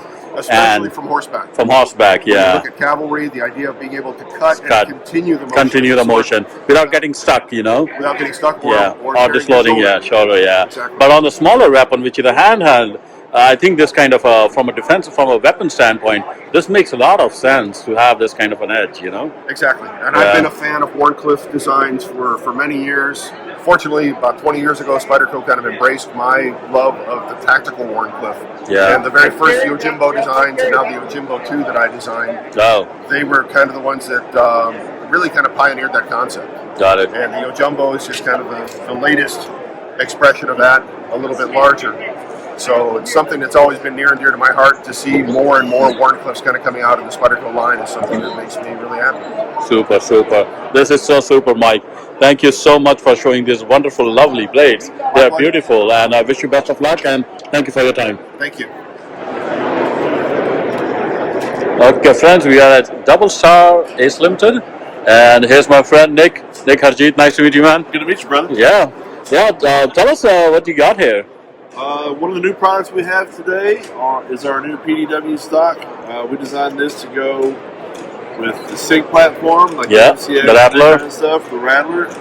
So it's got the screw hole there in the end that you can do that, but also it works with all of our ACE products. So if you want to put it on an AK, you want to put it on, we've got it on a Scorpion over here. On the back. I see that. Yeah. It doesn't really matter. So all you need then is the adapter. And then those two holes, it'll go into any of the folders or anything like that the ACE makes. Got it. So you can adapt. So these adapters are different adapters for different rifles, or correct? And we can buy them. The way ACE works is whatever gun you have, say it's a stamped AK. Yeah. So you would buy the receiver block we make for a stamped AK. We have two options: internal or external. Yeah. Basically, whether you cut the tang off or not. Yeah. You pick that, put that in, and then everything back from there is interchangeable. Whether you use a folder, which we offer 3 different kinds of folders right here. Oh, wow. So if you want to put an AR style buffer tube on one, this is not the same as the Law Tactical that works with an AR. This is for if you want to add an AR style stock to another gun. And then we have a push button, we have a steel version. Wow. So we have several different versions of the folders. And these are the different receiver blocks. So like I was saying, the top one here is the external block. So you can still put the tang right there in the top. There in the top, Or if you want an internal block, you go that route. Kind of goes inside, Right, so then this goes right up to the back of the receiver and you don't have any extra material sticking out. So then you, like I said, you pick out which one of these folders you want. And just put it on. We build the keyway in there, the boss, for that to lock in. It slides up and down a little bit, so you've got a little bit of adjustment. Oh, that's super. And then these are friction lock, and then we also have the push button. Got it. And then these are on these adapters. I assume this stock can go. Can other stocks go as well? Like you guys have Absolutely. probably other stocks as well. So Right? this is you talking about this one? This is any of these adapters, right? Right. Are these adapters So also? this adapter will take. Let's say you want to put this triangle stock on Yeah. that we make. Super. So you see the holes there. You Yeah. got the holes here. It goes straight Just go in, in or you can put the folder in you like, Yeah. and this attaches to the back side here. Yeah. So then it folds. Folds on it. Got it. Yeah, that is so super. You know, the AK family, we've always been looking for more options on stocks, and here you go. You know. Yeah, if you're not familiar with the Ace line and Yeah. you have an AK and you're looking for a stock, Stock. this is where you need to be This- looking. I These think are so. all aluminum. We don't do any polymer. Yeah. This is built to break stuff. That is and not super. your gun. That is super. Yeah, the build quality looks pretty nice on them. Yeah. They are really solidly built, as well as they're not too heavy. You know, some of them can be like, yeah, this is super. Now we do all of these out of aluminum. We do have a steel folder that's a little thinner. This is a little stronger. Yeah. And it's a little heavier. Yeah. But I like those too because it gives you a little thinner profile on the Got back it. end. Okay, that's what makes it so strong as well as light. It's aluminium. Right. Wow. Correct. Wow, super. Yep. And there's a nice finish on it as well. I think this will look really nice on an AK. Oh yeah. Yeah, there's a lot out there. Like I said, if you're new to AKs, Yeah. you want to change your stock, you need to look at the Ace line because any of these stocks can be added to your AK if you have the right adapter system. Oh, I'm definitely going to look up this up, Nick. This Good. is super cool, Thank man. Thank you so much for your time. Thank you. Thank you. Wow, this was cool. Guys, we are at Precision Armament, and here's my friend, Jacob. Jacob, nice to meet you, man. Nice to meet you, Harjeet. Yeah, so tell us what cool stuff you got here. So today we're here with our new flagship product, the AeroMod 22 Plus suppressor. It's the first ever completely modular top to bottom suppressor. Oh. Right now just in 22, 17, and 5.7 caliber. So what I can do is I can rearrange this top to bottom. I can put it back together any which way I want. There is no right or wrong way. Oh. So if you've ever tried a modular suppressor, you'll notice most of the time the threads really suck. They're very difficult to put back together. Yeah. Very prone to debris, to cross-threading, Yeah. corrosion, things like that. Hard to clean. This, we invented our own threads to go with. I'll try and get closer to show you that. You can see it's a very fat, very thick thread. Yeah. With lots of wiggle room in here. Yeah. Plenty of extra space for dirt, carbon, debris, water, things like that to build up. Yeah. Now once I get to that final lock here, it pushes all of that debris out of the way, no matter how dirty it is. Shoot it 1,000 times, shoot it 10,000 times, and it'll always go back together the same way. Got it. What caliber is the one that you have in your hand? This one right now is only in 22 caliber, 17 caliber, and 5.7 millimeter. Got it. It took us 3 years to get the technology, but now that we have it, there's no reason to believe that it won't. We can't scale it easily up to 30 cal and 5.56. Got it. Probably within a year or so. Got it. These are going to launch in the spring for $450 retail. Got it. And you'll be able to find them at all your normal suppressor sources, silencer shop, you name it. Damn it, got it. What are the benefits of having a modular suppressor just for the... Yeah, of course. Love Well, yours. the nice thing about this is, let's say I'm running a pistol like a Mark IV or something like that, a 22 pistol. Yep. What I can do is I can take this thing apart as much as I want. Yep. So here I can run it as short as this if I want. Short on the sound. And if I'm running something on 22, it's already going to be hearing safe. It's going to Yeah. be super quiet even with a suppressor this long. Yep. And then if I want to pop this back on my rifle, I don't need two different suppressors. You can just elongate it. Completely user serviceable. You can clean it yourself. Super easy to take apart, super easy to reconfigure however you want. Full auto rated, 17.4 stainless steel, 4.7 ounces. Very Nice. light, very comfortable. Should last you a lifetime. That is super cool, man. That's super cool. Are you already working on the larger calibers, like 5.56? Absolutely. Wow. We're Yeah, a family company, so the guys that do all that R&D are here with us. Yeah. And they've also got to run the company in their spare time. Okay. So when they Pretty much like me, do the YouTube channel and do my day job. Yeah, so that's what we're working on right now is getting these into a bigger caliber. Got it. Like I said, it was just a big step to get it here. Yeah. And then from here, it's it's just the beginning. That is super, man. It is. That's American innovation right up there, man. This is gonna, I can't wait to get my hands on when you get with the 5.56. Yep. That'll be super cool. Yeah, super cool. Thank you so much, Jacob. pleasure. So here we are with our friend Jacob again at Precision Armament. Jacob, thanks for your time, man. Yeah, welcome back. tell us about these muzzle devices you got. Yeah, so if you're new to guns, if you're new to accessorizing a gun anyway, or new to shooting in general, But one of the biggest obstacles to overcome is recoil. So when you fire that weapon, what's going to happen is the burning powder is going to act like a fuel, and your barrel is going to act as a rocket. It's going to push that rifle back into your shoulder as you shoot, and it's going to hit you, and it's going to come to a point where it's going to want to go. That's how recoil works. Now, what we do, and our claim to fame, was reducing that. So the guys that designed these used to work at NASA, working on the nozzles for rockets, and they just applied similar technology to these. What this is going to do as a reverse venting brake is take that gas that's normally going straight out, it's going to catch it, and it's going to divert it around to the sides and reduce that recoil by pushing the gas sideways instead of straight away from you. This brake right here, called the Hyper Tap, will reduce your recoil by 84%. Wow. That's rated on a 16-inch 5.56, no special ammo, no special rifle, no extra attachments, just the Hyper Tap. Yeah, I have a question on this one, right? So I see they're like going up, and you have a downward one, and the side. Are these holes just cosmetic, or do they have some purpose here? Yeah, of course. Because they are not full holes, you know? Yeah, so these are actually pilot holes to drill that out more if you wanted to. On most calibers, you really don't need to drill those out. With something like a 300 Win Mag, 300 Blackout, 450 Bushmaster, you're going to want to probably drill those out to get more recoil reduction. Yeah, make this brake as effective as possible. But something like 5.56 or 308, it's kind of overkill, and you really don't need to. Got it. The other nice thing about the Hyper Tap here is it's self-timing nut, so you don't need any kind of shims. If you're new to brakes, basically when you screw this on, when you screw this onto a rifle, it's going to eventually tighten, and it might be cockeyed like this. And then you need some kind of shim system. Ironically, we make one. You're going to need some kind of shim system to tighten the rest of the way. So what we did was added our own timing nut. Oh, that is so that's why it's called self-timing. So when you screw this onto the rifle, you're going to screw it on all the way. You're going to back it off and then counterclockwise, and it'll tighten it against the shoulder. That is super. It's a one-stop shop. You don't need to do anything else. Yeah, that is super, man. And that the pilot hole is really good because I always thought so it's basically you can customize this muzzle further, device further to your needs. You know, wow, super. Absolutely. And there are all these other kind of things you got here. Yeah, of course. So this is our really top of the line flagship. Brake. This will cut your recoil by about 84%. The Hyper Tap. This is our newest and best brake. We've spent years developing this. But you can come back to something like this for a different price point, or for looks, or for a different application. Something like this is good for hunting or good for competition shooting because there's no bottom vents, so there's no dust signature. This will cut your recoil by about 60%, and it just looks cool. Sometimes that's the best way to go. But this was one of the first brakes we ever designed, so we've only grown from here.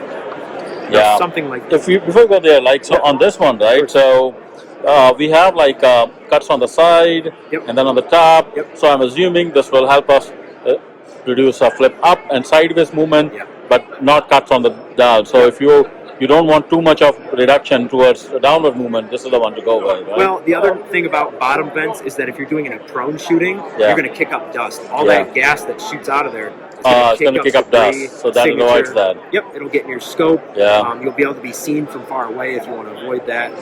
This is a great brake for hunting or for general shooting. Competition shooting, things like that. And then there's also flash hiders. We can get into something like this. So if you're shooting something like a gas rifle in the AR platform, you're going to inevitably have gas, or a flash, that comes out the end of the barrel. One of the big things with gas shooting, things like that, night vision shooting, vehicle shooting, CQB shooting, is that flash is going to both give away your position, and it's going to make it more difficult for follow-up shots to see where you're shooting. If you're wearing night vision, it's going to blow it out. Something like this is going to cut that flash by slowing down and redirecting and burning gases. The flash is caused by unburnt powder leaving the barrel and burning at the end of the muzzle. So what this does is it's essentially an expansion chamber inside those tiny ports. Once the gas and the unburnt powder hits this area, it's forced to slow down and vent very slowly to the sides, which cools it down and reduces all of the flash. Because it's diverting the gas, it's also reducing the recoil by 64%. That's on a 16-inch 5.56. So you get best of both worlds. You do. There's other hybrid devices out there. This is the only one that actually works. It isn't fully. 64% recoil reduction and complete flash reduction. Wow. Yeah, no, it's super important, for tactical applications. If you want to make sure you're not visible, that's the way to go. And I always have that question, what's the difference? Now I know. Now you know. Now you have both. You don't have to choose. These retail for $89.99. Oh, that's good. Military law enforcement discount is 20%. Oh wow, that is super, man. That's super. You can find them at all your normal dealers, Primary Arms, Got it. Brownells, Optics Planet. On all the side. And that have the self-timing stuff as well, the flash hider? That too. Ironically, this is our best seller here. These are the timing shims. Shims, got it. Yep. So how these work is you only need one. Instead of using like a crush spring or a crush washer or a timing nut, you can use something like this. Same thing. We were tired of trying crappy products that didn't time the product very well. They weren't accurate. They weren't precise. So we made our own. Yeah. You only need one. They're precision machined within 1/10,000th of an inch tolerance. You get a set of 18 like this. So you have to try out which one works for your team. Yeah. Yep. You're going to try one on based on where you're at with the timing. You can go up or down. Yep, the diagram will tell you which one to try next. They're all numbered with a numbering system on there. It's very easy to understand in the instructions. These go for $24.99. We sell these more than anything else in our catalog. Gun shops will pick them up to use for timing their products. Individuals will pick them up and use it for 9 to 10 rifles before they start to run out of shit. That is super, Jacob. That is very informational and educational for us. Thank you. Thanks for your minute. Yeah, hey, my pleasure. ਸਿੰਘੋ ਪਾ ਗਿਆ CAA ਇਹ ਬੜੇ interesting product ਨੇ ਇਹਨਾਂ ਦੇ ਤੁਸੀਂ ਆਹ ਦੇਖ ਰਹੇ ਹੋ ਜੋ ਸਾਹਮਣੇ ਤੁਹਾਡੇ ਪਈਆਂ ਨੇ ਇਹਦੇ ਵਿੱਚ ਇਹ ਜਿਹੜੀ ਗਲੌਕ ਇਹ ਇੱਕ ਰਾਈਫਲ ਲੱਗ ਰਿਹਾ ਪਰ ਇਹ ਰਾਈਫਲ ਨਹੀਂ ਹੈ ਅਸਲ ਵਿੱਚ ਸਿਰਫ ਉੱਪਰ ਚੈਸੀ ਹੈ ਤੇ ਅੰਦਰ ਗਲੌਕ ਪਈ ਹੋਈ ਹੈ ਇੱਕ ਤੇ ਇਹ ਗਲੌਕ ਇਹਦੇ ਚਲੇ ਜਾਂਦੀ ਹੈ ਤੇ ਇੱਕ ਗਲੌਕ ਨੂੰ ਤੁਸੀਂ ਇਹਦਾ ਰਾਈਫਲ ਵਰਤ ਸਕਦੇ ਹੋ ਤੇ ਆਹ ਦੇਖੋ ਬੜਾ ਪਿਆਰੇ ਤਰੀਕੇ ਨਾਲ ਗਲੌਕ ਇਹਦੇ ਅੰਦਰ ਚਲੇ ਜਾਂਦੀ ਹੈ ਇਹ ਜਿਹੜਾ ਹੈਗਾ Gen 3 ਮਾਡਲ ਇਹਨਾਂ ਦਾ ਲੇਟੈਸਟ ਜਿਹੜਾ ਦਾ ਫਲੈਗਸ਼ਿਪ ਪ੍ਰੋਡਕਟ ਹੈ ਉਹਦੀ ਜਨਰੇਸ਼ਨ 3 ਆ ਗਈ ਹੈ ਤੇ ਇਹ PDW ਟਾਈਪ ਇੱਕ ਗਨ ਬਣ ਜਾਂਦੀ ਹੈ ਤੇ ਇਹਦੀ ਖਾਸ ਗੱਲ ਇਹ ਹੈ ਤੁਸੀਂ ਦੇਖ ਰਹੇ ਹੋ ਆ ਗਲੌਕ ਅੰਦਰ ਪਈ ਹੋਈ ਹੈ ਇਹ Gen 3 ਦੀ ਖਾਸ ਗੱਲ ਇਹ ਹੈ ਵੀ Gen 3 ਦੇ ਵਿੱਚ ਤੁਸੀਂ ਉੱਤੇ ਵਾਲੀਆਂ ਰੇਲਸ ਹਟਾ ਦਿਓ ਤੇ ਆ ਸਲਾਈਡ ਦੇ ਉੱਤੇ ਹੀ ਰੈੱਡ ਡਾਟ ਲਾ ਸਕਦੇ ਹੋ ਤਾਂ ਜਿਹੜਾ ਸਟਾਕ ਹੈ ਵੀ ਐਡਜਸਟੇਬਲ ਹੈ ਥੱਲੇ ਉੱਪਰ ਹਰ ਥਾਂ ਹੋ ਜਾਂਦਾ ਤੇ ਇਹਦੇ ਬਹੁਤ ਫੀਚਰਸ ਨੇ ਤੇ ਜੇ ਘਰ ਵਿੱਚ ਡਿਫੈਂਸ ਲਈ ਤੁਸੀਂ ਆਪਣੀ ਵਾਈਫ ਨੂੰ ਕੋਈ ਪਿਸਟਲ ਕੈਲੀਬਰ ਦੇਣਾ ਚਾਹੁੰਦੇ ਹੋ ਤਾਂ ਤੁਸੀਂ ਇੱਕ ਅਲੱਗ ਬੰਦੂਕ ਨਹੀਂ ਲੈਣਾ ਚਾਹੁੰਦੇ ਤਾਂ ਗਲੌਕ ਵਿੱਚ ਹੀ ਉਹਨੂੰ ਦੇਣਾ ਚਾਹੁੰਦੇ ਹੋ ਤੇ ਇਹ ਇੱਕ ਵਧੀਆ ਸੋਲੂਸ਼ਨ ਹੈ ਉੱਪਰ ਵਾਲਾ ਖਾਂਚਾ ਜਿਹਾ ਲਾ ਲਓ ਤੇ ਇਹਦੇ 'ਚ ਗਲੌਕ ਪਾ ਲਓ ਤੇ ਇੱਕ ਪਿਸਟਲ ਕੈਲੀਬਰ ਦੀ ਰਾਈਫਲ ਬਣ ਜਾਂਦੀ ਤੇ ਬੜੇ ਵੈਰੀ ਇੰਟਰਸਟਿੰਗ ਪ੍ਰੋਡਕਟਸ ਨੇ ਇਹਨਾਂ ਦੇ ਉਹ ਮੈਂ ਥੋੜਾ ਹੋਰ ਨੇੜੇ ਦਿਖਾਉਣਾ ਇਹ ਵੀ ਅੰਦਰ ਗਲੌਕ ਹੀ ਹੈ ਜੋ ਤੁਸੀਂ ਦੇਖ ਰਹੇ ਹੋ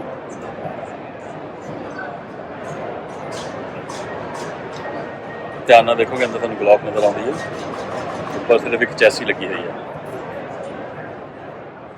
ਇਹ ਸ਼ਾਰਟ ਸਟੈਬਲਾਈਜ਼ਰ ਵਿੱਚ ਹੈ ਇਹਦੇ ਵਿੱਚ ਫਲਿਪ ਅਪ ਸਾਈਡਸ ਵੀ ਲਾਏ ਹੋਏ ਨੇ ਰੈੱਡ ਡਾਟ ਵੀ ਲਾਇਆ ਹੋਇਆ ਹੈ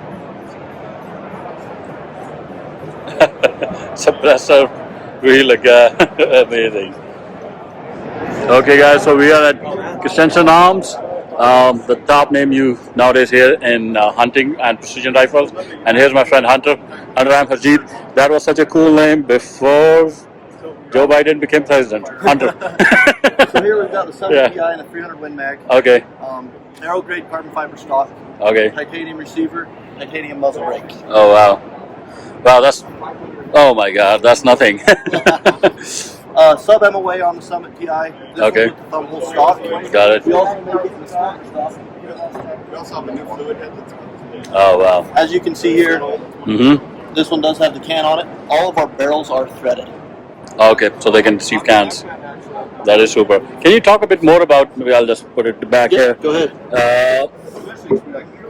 take about more about like what makes this rifle so special like especially the weight of it how do you get it down so much so it's aero grade carbon fiber got it 100% so same stuff that's going in airplanes very nice you got here Timney trigger okay Timney trigger single stage double stage single stage got it very crisp if you want to feel that yeah that'll be cool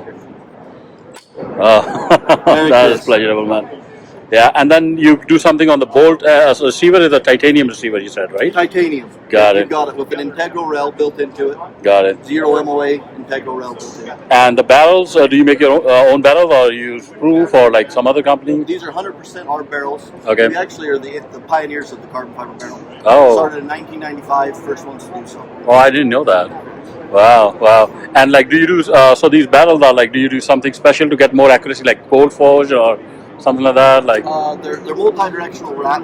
okay, okay. It's about as much information as I can give you. Oh, okay, got it. Sub MOA guarantee though on the sub. On these ones, right? Sub half MOA. Sub half MOA. Half-inch guarantee. Wow, that is. Oh wow. And where are you guys based otherwise? In Utah. Okay, we are close. I'm in Washington. Yep. So maybe I'll visit one. I have to move out with all the things that they're discussing nowadays in the Senate, you know? Yep. Yeah, so Utah might be a good stop.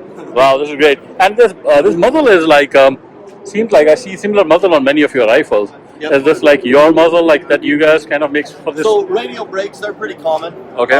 Go all the way around, great for hunting. I like the radial brake. We do offer side port brakes. You can see one here on the PFM. Oh, yeah. Got it.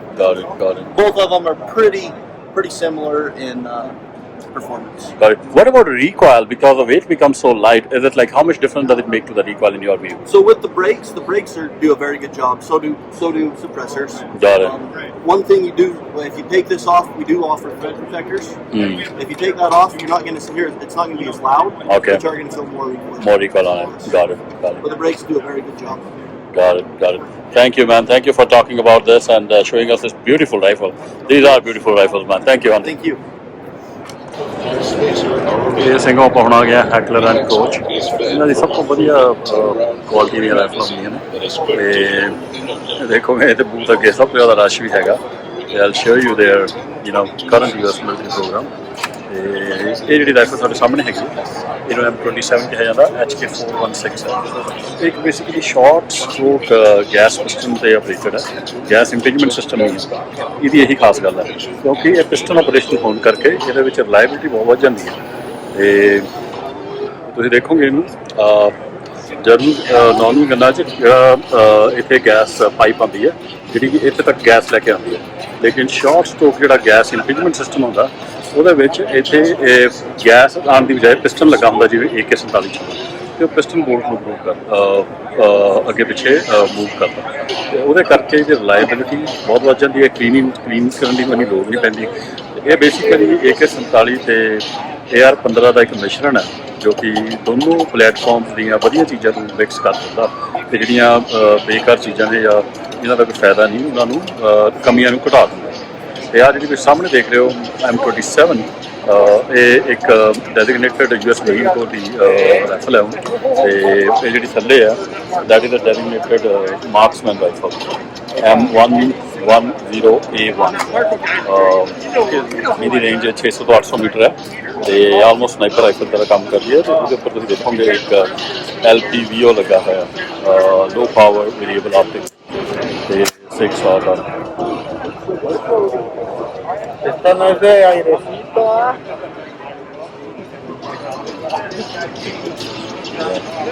ਤੇ ਆ ਜਿਹੜੀ ਸੱਜੇ ਪਾਸੇ ਲੱਗੀ ਹੈ ਇਹਦੀ short stroke piston 'ਚ ਹੈ ਦਿਸ ਇਜ਼ HK417 ਤੇ ਵੱਡੇ ਕੈਲੀਬਰ 'ਚ 7.62 by 51 ਆਈ ਤੁਹਾਨੂੰ ਵੱਡੀ ਦਿਖ ਰਹੀ ਹੈ ਤੇ ਇਹ 5.56 ਕੈਲੀਬਰ 'ਚੋਂ ਹੀ HK416 ਸ਼ਾਰਟ ਸਟ੍ਰੋਕ ਪਿਸਟਨ ਤੁਸੀਂ AR ਕਾਫੀ ਮਹਿੰਗੇ ਨੇ ਇਹਦੇ ਲਾ ਇਨਫੋਰਸਮੈਂਟ ਤੇ ਮਿਲਟਰੀ ਵਰਜ਼ਨ ਹੈ ਬਟ ਸਿਵਿਲੀਅਨ ਵਰਜ਼ਨ ਮਿਲ ਜਾਂਦੀ ਹੈ ਸਿਵਿਲ ਵਰਜ਼ਨ ਤੁਹਾਨੂੰ semi automatic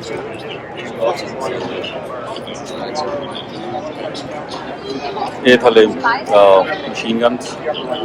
Okay, guys, we finally got to talk to Heckler and Coach, and we are here, and our friend here, Tommy. Thank you for taking time out, and yeah, I'm Harjeet, and we'd love to know about what you guys got here.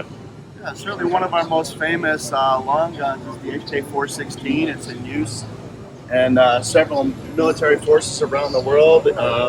Within the U.S., we have a big contract with France and with the Dutch Army. Also, there's my M27. M27 is a Marine Corps rifle, which is just a. The M27 is a designation that the Marine Corps gives, but that is a 416 variant. Got it. And what makes this different than, say, an M4 or a direct impingement type M16 or AR-15 is the piston system in here. Rather than impinging gas into the chamber to operate the bolt carrier group, there's actually a piston rod that actuates that group. And what that does is keep all that hot gas and contaminants out of the chamber, so it runs cleaner, can run longer between service intervals. It also has an over-the-beach capability to where, if you have a gas tube and it fills up with water and you fire a shot, it explodes and you're out of business. Super. So in your experience, super reliable above all else. Got it. So in your experience, as you guys have been probably selling a lot of these to different militaries, what feedback do you get from them on their reliability? They love them. I got a friend here from the Marine Corps. Robbie. Okay. Robbie. Okay. Come tell us how the Marines feel about their M27s. Yeah. So they love it. Love it's a great system. They've expanded their contract over the time. Got it. And it's working out really well for them. So if you have to, probably you have used the gas impingement system and this as well. What is your experience as a user? How would you rate from a user standpoint? This system right here, the short stroke gas piston system, is by far superior to a direct impingement system. Got it. It's just way more capability. It's longer lasting. It doesn't get as hot, so your automatic rates of fire can be increased over time. There's less risk of a cook-off and injury to others. So it's an incredible system. Suppressed as well, right? It's suppressed as well. So it's more self-regulating with various suppressors on there, so it's not as temperamental. Got it. Wow, this is super, man. Yeah. Now, if you're not in the Marine Corps or the French Army, you have a civilian version? Civilian, like regular Okay. folks like us. We've got plenty of options for you right down here that are the same thing. Same thing. Thanks, Abby. Thank you, sir. So this rifle is called the MR556. It uses that same piston system that we use in the 416. It's just not a select fire version of the gun. So we don't have the happy switch, the full auto capability. It's semi-auto only, but it gives you that same reliability in all conditions that you get in the 416. And this is available in the U.S. civilian market. Correct. Yeah, and if people can buy off your website or through dealers or? Through dealers only. So we sell to the dealers, and the dealers do the legal transactions between themselves and the consumers in their area. Got it. But there's no major difference in that. It's basically the same rifle, just without the automatic. Yeah, the barrel is different in the 416. Just it's set up to take more abuse and full auto fire and all that. And then this barrel is set up to be more accurate and durable. Got it. That is so super. Thank you so much for your time. You're very welcome. I really appreciate you and walking us through it. Thanks. So guys, we are at Car Arms, and here's my friend John. John, how are you doing, man? Nice to meet you. Very good. Welcome. Yeah. Thank you. So Car Arms, I think you guys own the Magnum Research. Research. Car Firearms Group has 3 brands: the car product itself, the pistols that we're well known for, and Auto Ordnance, which is most famous for the Thompson. And we also do the M1 carbine in 1911, and then of course Magnum Research, and the iconic Desert Eagle that you've seen in video games, and movies, and television. So I see them all out here, you know. One of the neat things about the Desert Eagle is you can get all kinds of finishes. Any color you can imagine. We actually have a website where you can design a Desert Eagle of your choice. Oh, wow. All your finished colors. There's 4 different calibers you can pick from, all Magnum calibers. Wow. You get the full experience, and you can kind of make it your own. Wow. Yeah, I see them. All of them. And then, so all that is available on the website. Like you can pick and choose. What kind of things you can customize on the website? Well, we have a variety of finishes. You've got things like the gold tiger stripe, the silver tiger stripe. You can do the case hardened look. Got it. Your basic two-tone. This has case hardened and silver. Got it. Pretty much any of the color options you see, you can pick where you want it on the gun and design it yourself. Different grips, different calibers. We do have some that are done with outside companies that do engraving work and so forth, and that's a separate thing. But it's a neat platform. You can really express yourself. Yeah, and like this is like where are these guns made? The Desert Eagles? In Minnesota. It's completely American made. American US. Yeah. Wow. Has been for some time. Yeah. It's kind of I'm always surprised. Like, is that what was the idea behind building this gun? Was it more driven Originally, and Magnum Research as a brand is kind of focused on hunting. And the guys that build the guns and design the guns like to handgun hunt. And so the cartridges are designed to go out. You can take just about any game and do it with a pistol. And at the time, pretty much revolvers were the only choice. Yeah. A reliable semi-auto platform. Got it. So now we know. I have always been wondering what caused this gun to be made. And it's interesting because in movies, that's not how it's used. Yeah. It's originally intended to be a hunting pistol. To be hunting pistol. Got it. Yeah, and I also see, I can't resist asking you about the Thompsons, right, which I see right up there on that wall. Yeah. Can you tell us something about them? That would be great. We own the Auto Ordnance brand, and that's the brand that originally made the Thompson in the early 20th century. And we've carried on that tradition of manufacturing, make a semi-automatic version, Got it. so that you can own that. Maybe we can go close and talk about, see one up close. Yep.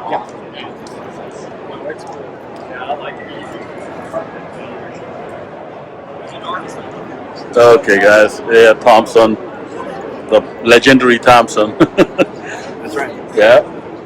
So, is the Thompson always kind of owned by you guys, or is it something like? No, we purchased the brand. You purchased the brand. Picked it up, Got it. It is the original brand, and we've carried on the manufacturing tradition and the design. Got it. Yeah. Got it. This is for us. It's about American history. You have an opportunity to own a piece of history. You have the original American submachine gun. Yeah. Which is. People connect to that from World War II, the Roaring 20s era. Yeah. And we also make the M1 carbine, which is an iconic World War II. Oh, this is the M1 carbine, the paratrooper model. Wow. Yeah. Can you, like my viewers generally are the ones who are new to guns, can you also talk about a bit about the mechanics of this, How is the stuff engineered? That would be very interesting. Well, the Thompson, one of the things that's kind of neat about the design, we're used to a lot of aluminum and plastic and so forth in our modern firearms. Yep. And these guns are from a different era. And, everything is solid steel, wood. Mechanically, it's old school engineering. Got it. Everything is designed to work from a point of strength and overbuilding and over-design. Yeah. So they're really neat in that respect. So how does that, I see, this is a very unique kind of design. So the barrel kind of pushes back how does it work? When the submachine guns were originally made and they were firing fully automatic, the barrels tended to heat up. Yeah. And so the spiral design was designed to cool the barrel. Cool the barrel. And of course the grip is the same thing to keep you from touching it. Got it. So how does the bolt operate, right? Once it's a semi-auto, I assume, That's right? correct. They fire from a closed bolt. So Closed bolt, got it. yeah. So you have to do that. It would be a machine gun according to the ATF if it fired from an open bolt. Got it. Yeah. Got it. So when you say fire from a closed bolt, so yeah, I'm never fired a Thompson. Oh. What does that mean? How does it reload the next cartridge again? Okay, so when you fire the gun, the bolt is going to cycle and strip the next round off the magazine. Oh, so an open bolt design, the bolt stays in an open position and has a fixed firing pin. Yeah. So the way it worked in a fully automatic mode is when you pull the trigger, the bolt would be released and the firing pin would go forward, strike the next cartridge.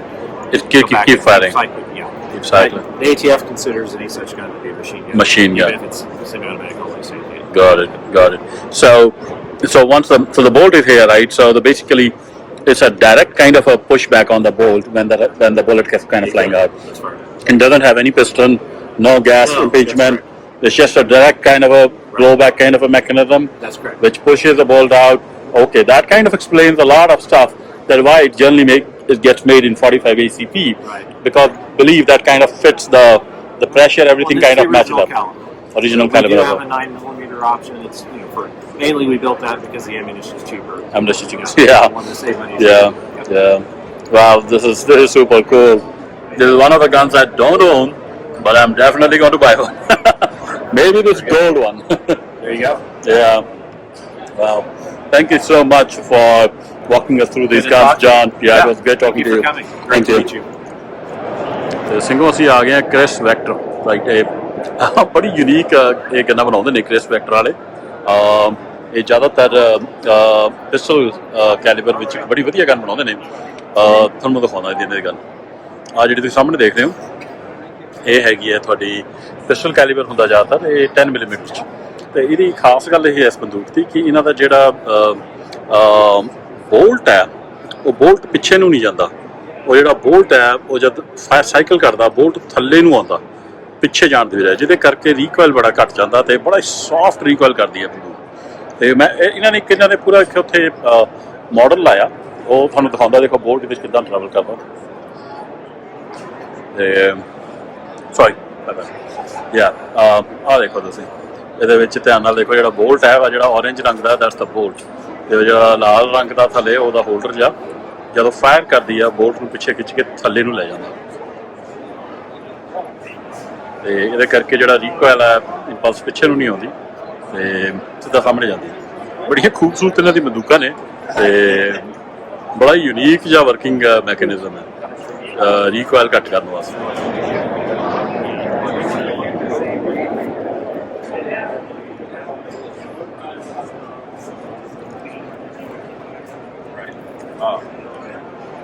ਇਹ AR-15 ਦੇ parts ਲੱਗੇ ਨੇ, ਥੱਲੇ barrel ਹੈ, hand rail, gas tube, lower bolt carrier with bolt भी लगा अंदर, upper receiver,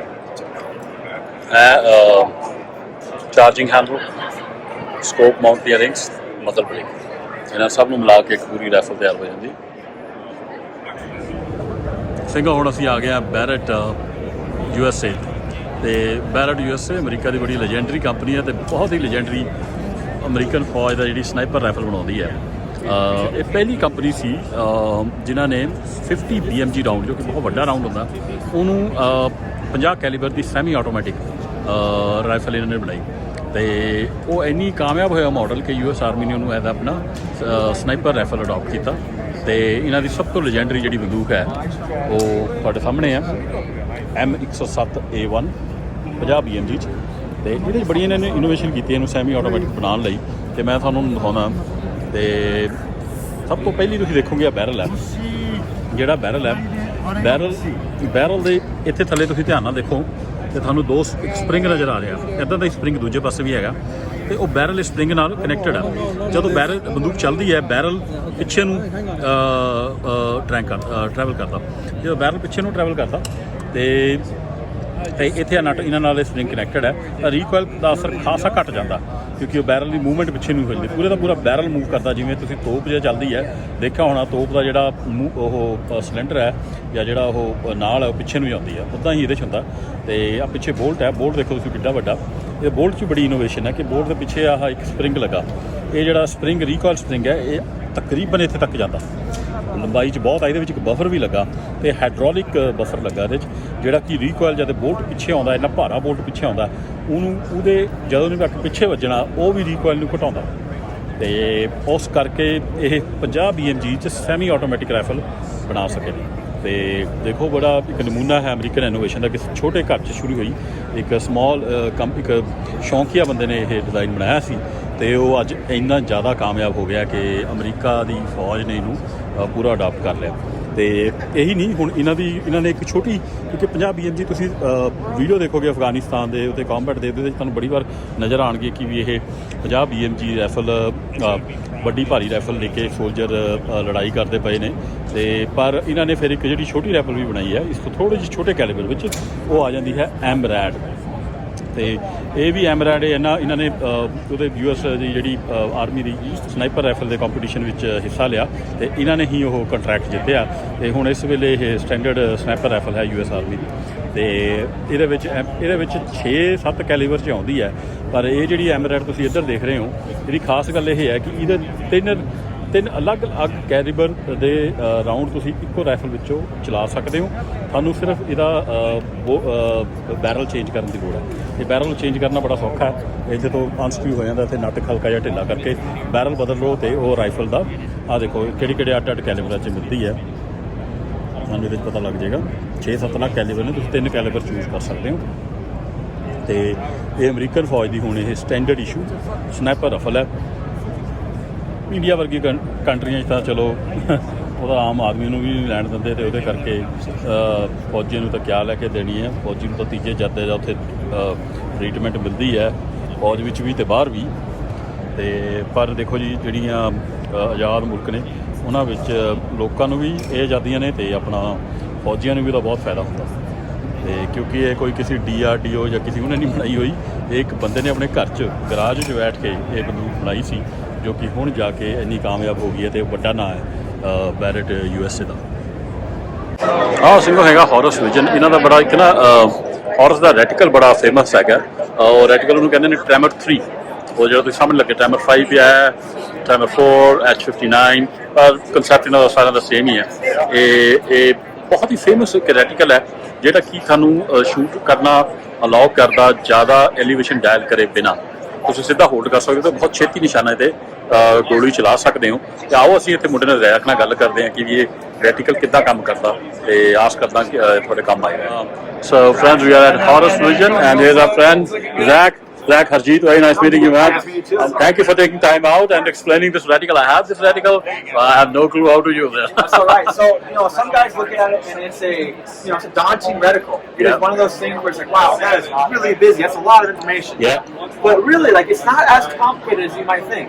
So the idea with this, it came from the idea that we wanted something that guys could set once, so you get your rifle zeroed and everything, and then you set once, you don't touch it again. Yep. And that's why the military like this reticle the most, because they get their gun set up and then no one touches the scope anymore. Yep. So how it works is all your corrections are done within the reticle. So let's say I get my range card and it gets out a 2.6. So I'm going to find 2. Each one of these small lines is 2. So 2, 4, 6. So I'm at 2.6, and each one of these wind dots is at 4 miles an hour each. Okay. So let's say I'm getting a wind from right to left. Okay. So I'm going to hold into the wind, and let's say the wind on my wind meter is 8 miles an hour. Okay. So I'm going to shift over. So now I'm going to hold that second wind dot right there. Yep. I'm going to hold in my target. If I take a shot, and let's say the wind downrange at 1,000 yards is 4 miles an hour. Got it.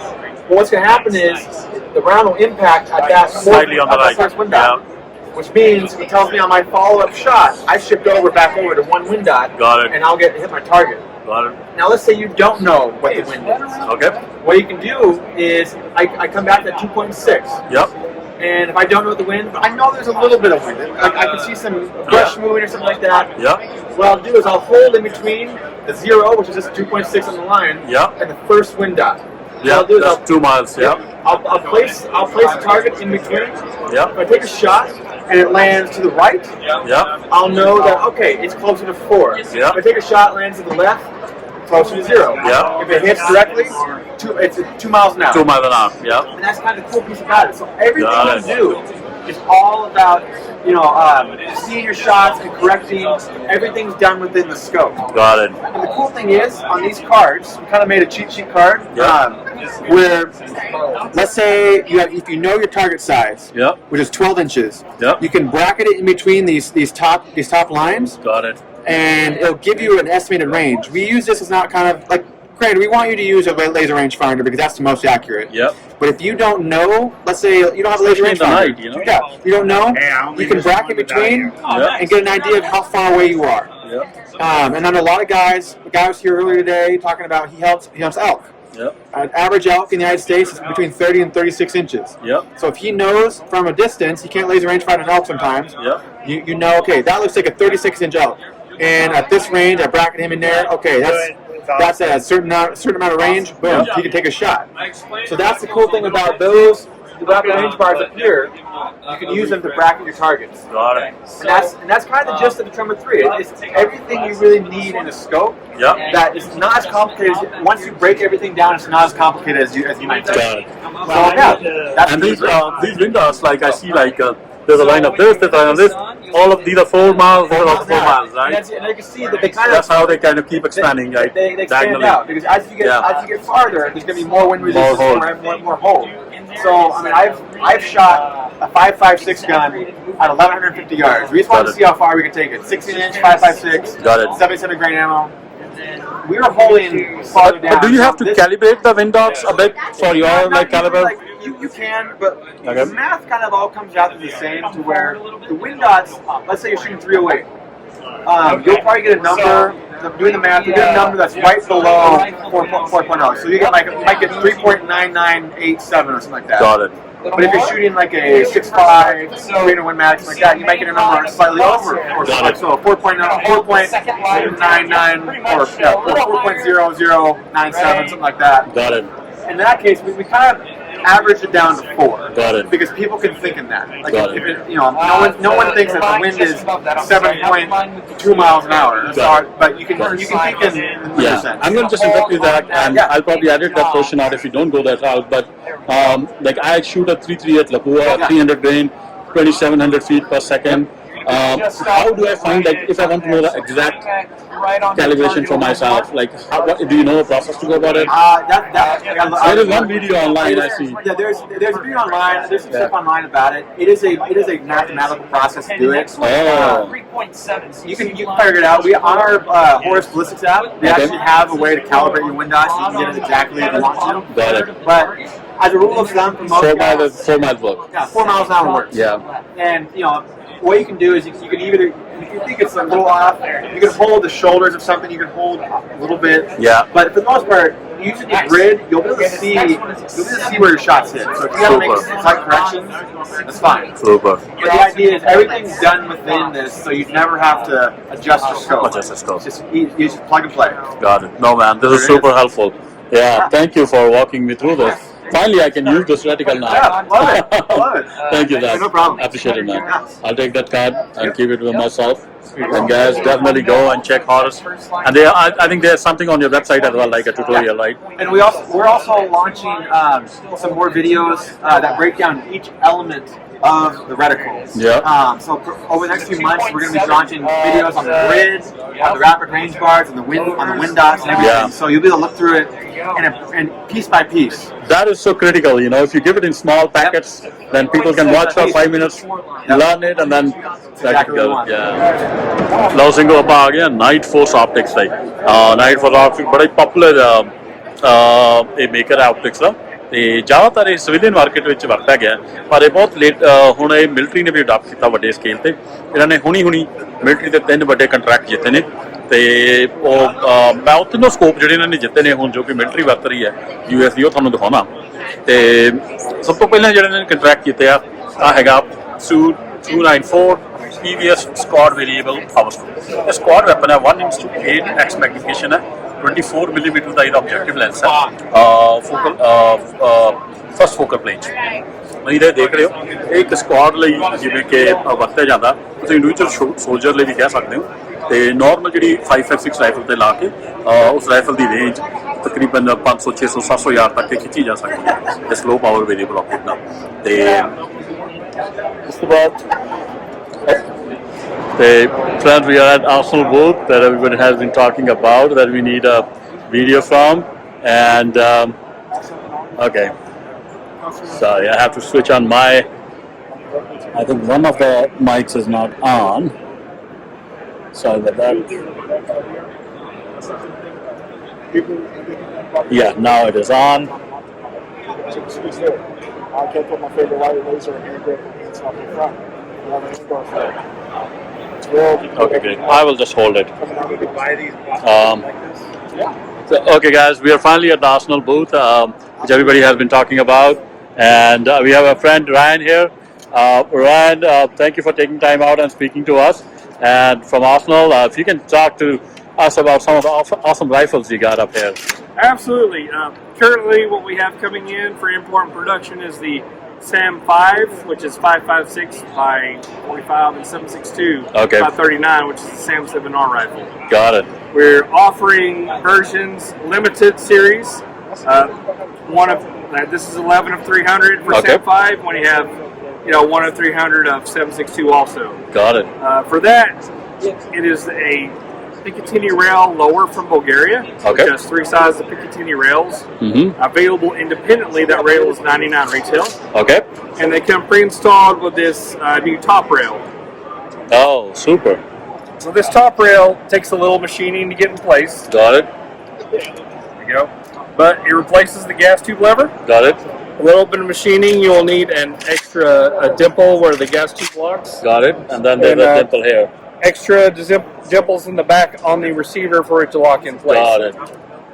So, pre-installed, these models are $24.99 retail. Got it. But if you purchase this rail itself, it is $199 retail. Oh, that's cool, man. Machine it yourself. Machine it yourself and just put it on. Intended for build receivers, but can work on stamped. On stamped as well, got it. So the option of that is you don't have a rail on your dust cover since it's attached to the receiver at the gas tube level, and the back is a very solid base. That is so super, man. That is super. So these models are also available without this installation. So the standard base model, which will look black without this custom Cerakote job. Yep. So if you have one with a muzzle brake, it'll retail for $19.29, or without a muzzle brake, it'll retail for $18.99. Okay, got That's the current active imports we have right now. Got it. Super, man. Super. That is so great. Yeah, awesome, man. And are you gonna? Sorry, I asked this dumb question. It's not a dumb question though, but I'm sure the most asked question. Any SBRs coming up? Currently, no. Currently, no. Currently, no SBRs. But one thing I didn't forget to mention is our new OEM trigger. Oh yes. We're using the FIME Group enhanced trigger on all our current rifle builds for the U.S. Got it. It is a two-stage trigger, single hook. Will work in any AK, RPK variant. It has a wall that currently starts at 1.7 pounds of pressure, and 2.8 pounds will have the trigger break. Oh, that's great. So if you want to speed shoot, you'll never know it's there. Or if you want to take the time to ensure you know when the shot's going to break for long distance, it's a great option as well. And that retails for $65. Got it. Got it. And can you just press this slowly? I'm going to take a close shot. Right. I'm going to use my pinky. Yeah. There's the wall. And there you go. There's the brake. Takes absolutely no effort. Absolutely no effort, man. Right. And if you want to pull straight through, you'll never know it's there. That is great. That's great. This was such a need for people like me who shoot long distance and are used to two-stage triggers. This is a perfect solution, you know. And thank you so much, Ryan. I really appreciate you taking time out You're from your welcome. busy We schedule. appreciate you guys stopping by. Yeah, thank you. Yeah, Arsenal ਦੇ ਦੂਜੇ model ਨੇ ਇੱਕ short bar Sir, is this your bag? Oh yes, I am. Thank you, sir. Thank you. Thank you. No, not good. Thanks. Yeah, Arsenal the dooje model ne. Super beautiful rifle. A short barrel rifle, SBR. Where's my what? Sorry. Which one? What? ਇਹ ਜਿਹੜੇ ਚਾਰੋਂ model ਸੀ ਇਹਨਾਂ ਨੇ short show 2020 ਵਿੱਚ ਵੀ ਦਿਖਾਏ ਸੀ, ਪਰ ਇਹ market 'ਚ ਆਏ ਨਹੀਂ ਕਿਉਂਕਿ ਇਹਨਾਂ ਨੂੰ ਪਾਰਟਸ ਹੀ ਪੂਰੇ ਨਹੀਂ ਹੋਏ ਵਿਚਾਰਿਆਂ ਨੂੰ, ਅਤੇ ਡਿਮਾਂਡ ਇੰਨੀ ਵੱਧ ਗਈ। ਅਤੇ ਪਰ ਜੇ ਕਿਸੇ ਨੂੰ ਸ਼ਾਰਟ ਬੈਰਲ ਰਾਈਫਲ ਦਾ ਸ਼ੌਂਕ ਹੈ ਅਤੇ ਬੜੀ ਜ਼ਬਰਦਸਤ ਇਹ ਮਾਡਲ ਨੇ ਇਹਨਾਂ ਦੇ ਆਰਸਨਲ ਦੇ। ਇਹ ਜੁਬਲੀ ਐਡੀਸ਼ਨ ਹੈ। They get 74, 35 years.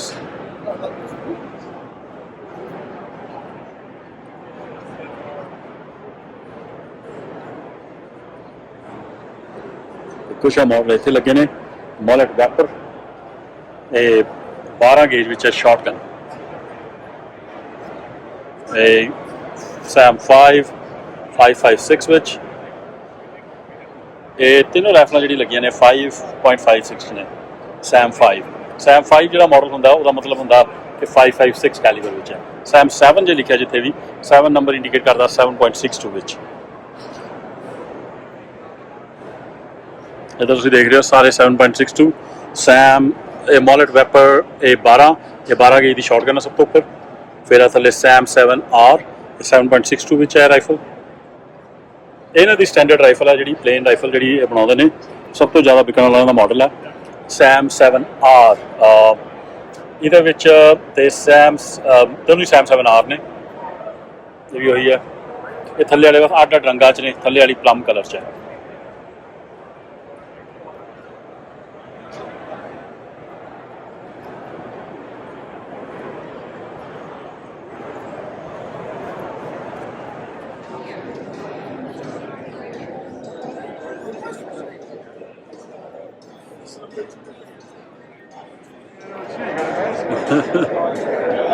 Okay, ਉੱਪਰ ਜਿਹੜੀ ਲੱਗੀ ਹੈ 50 calibre the.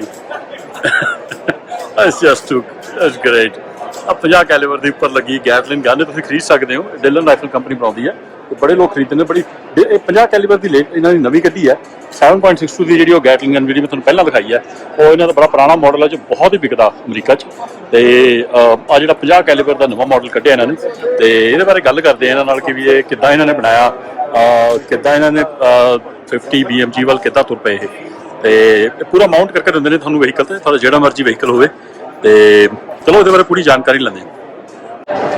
Hey guys, we have the Dillon Rifle Company and this amazing looking product out here, and we're fortunate we have Randy who's going to talk us through it, how they came to build this mammoth out here. So Randy, I'm really excited about this stuff. Please tell us something. Absolutely. Nice to meet you. Nice to meet you, Randy. So this is the 503D. Got it. We can come close, yeah. 50 caliber Gatling gun, electrically powered. It's a 3-barrel system.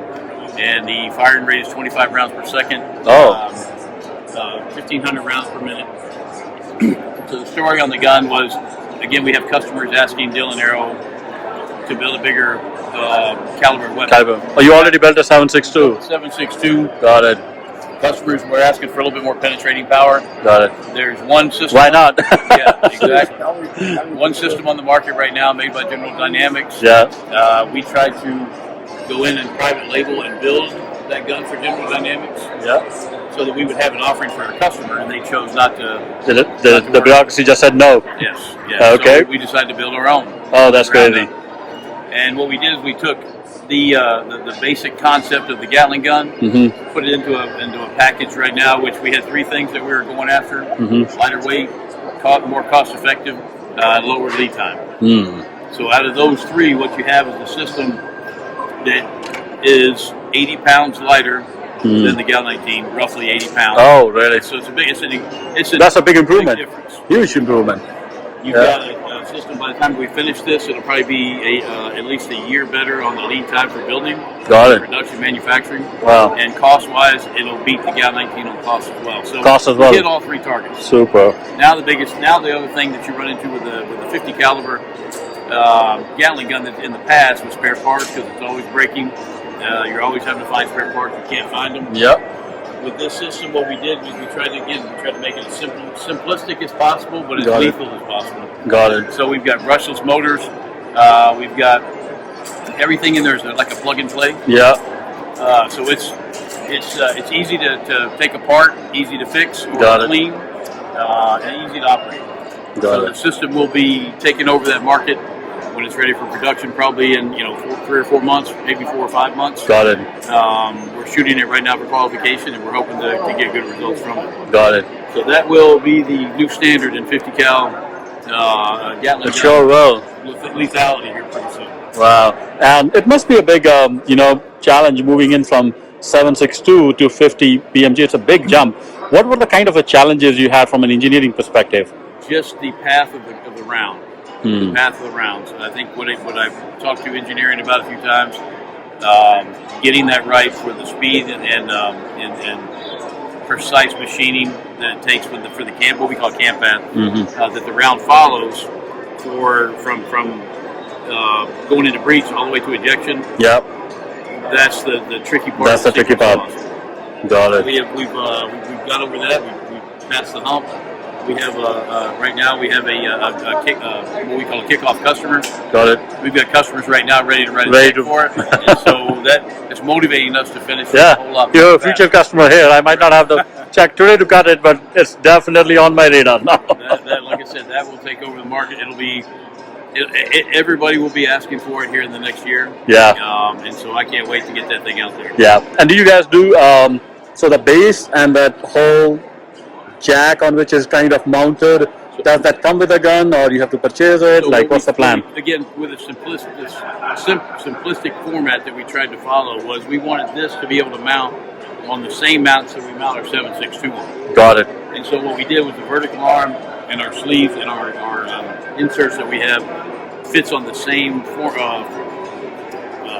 format, I guess, as our 7.62. 7.62. And so the vertical arm we make, the gun we make, the mounts we make, so everything was engineered, researched, and developed at Dillon, and we'll we'll continue to make the got it. Yeah, if somebody's going to buy, like they probably like if I want to buy, I might want to mount it on my vehicle. Right. Will you help kind of build this cage? We do everything. Stuff, everything. So we have the full capability of doing engineering, research and development. Got it. We have a range, and so where we test this at is at our facility. We have a really large shooting range in the desert in Arizona, and so we not only do we build, but we test. We try to make things fail so that we can get the proper good and bad that we give our customers. Got it. Super. And so you guys are based out of Arizona? We are. We're in Phoenix, Arizona. Phoenix, Arizona. Yes. Lovely town. I love it. That's great, man. No better place to have a gun. Exactly. Yeah, I just moved to Washington. I'm kind of regretting with all the biz they're discussing right now. Yeah. Hopefully it doesn't get that crazy. But yeah, this has to be the most interesting thing I saw in ShotShow. At ShotShow, I think we will hopefully have a live gun, minus the internal bolts and stuff. Got it. To be able to show people to put their hands on it, so they can see what the finished product and everything that they're tweaking will look like. Were you guys at the range day by any chance? We were not. You're not? We go every year, but not this year. Got it. COVID kind of made it a little weird, difficult. We wanted to wait until we had a full line of customers. Got it. Yeah, got it. No, this is super helpful. Thank you so much. I appreciate you taking time out and diving through this. Thank you. Nice to meet you. Nice to meet you.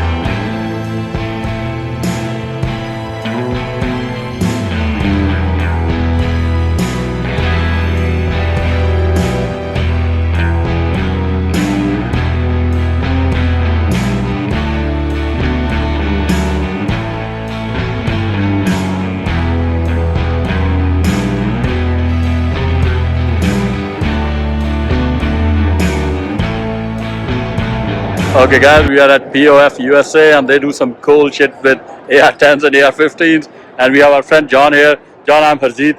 Thank you for taking time out and talking to us about some of the really cool products you got here. Yeah, so what do you have in your hand? So this is our Piston Revolution. This is developed in 2017. This is we don't like to call it an AR-10. This is an AR-15 that shoots 308. Oh. So what we did was we compressed the size of an AR-10 and made it the same exact size as an AR-15. Oh. So from the receiver size, obviously the mag well, it's been opened up to accommodate, an AR-10 magazine, and the bolt is the same diameters and size as a 223, but the front of it was obviously opened up to accommodate the round. Got it. Right? But the bolt carrier is the exact same bolt carrier we use in our 223, and some proprietary features that we have on this that are just unique to our company. We have an anti-tilt buffer tube, which helps on piston guns from carrier tilt. We have short stroke gas piston system with a 5 adjustable gas block. Got it. No springs attached to this one, so nothing to wear out or anything. It's just 3 pieces: a gas plug, a piston, and an op rod. Got it. We have heat sink barrel nut, and what that does, it dissipates heat and pulls heat out of the chamber better than the standard mil-spec steel one. Got it. And inside on our bulk carrier group, we have a roller cam pin, which reduces wear on the inside of the upper. Wow, so basically this is an AR-15, you are right. Yeah. This is an AR-15 which can shoot a bigger round, 308 round, which is super phenomenal, like innovation at its best. Can you also show us the piston, how that works? Because many of my viewers are always curious, how does this piston thing work? Yeah, so to pull it down and to maintenance it as well, we're just going to turn it and have the detent face down, and the piston will come out, or the gas plug will come out. And then you just tip it down. And that's the piston right there. And there's the op rod and there's the piston. Got it. That's all there is to it. So if you rack the gun open and you hold the bolt back and you shake the gun, you'll hear it rattling because there's no return spring. Got it. But not really a likely situation in practical use. Yeah. So what returns the op rod is the buffer spring. Buffer spring. Got it. Got it. So this basically piston just strikes somewhere on. Yeah. Does it kind of? How does it mate with the bolt carrier group? So.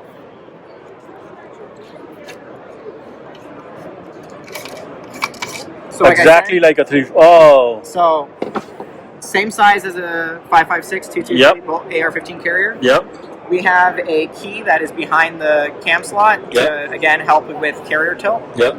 But the op rod will strike the face of the key. Yep. As you can see here, we have the roller cam pin to reduce wear on the upper. Yep. And we have our proprietary bolt for this gun to work with 308. This is where it goes, right? Got it. Just like that, yeah. Just like that. Super cool, man. Super cool. Yeah, I thought I had seen it all before I saw this. Yeah, that is super cool.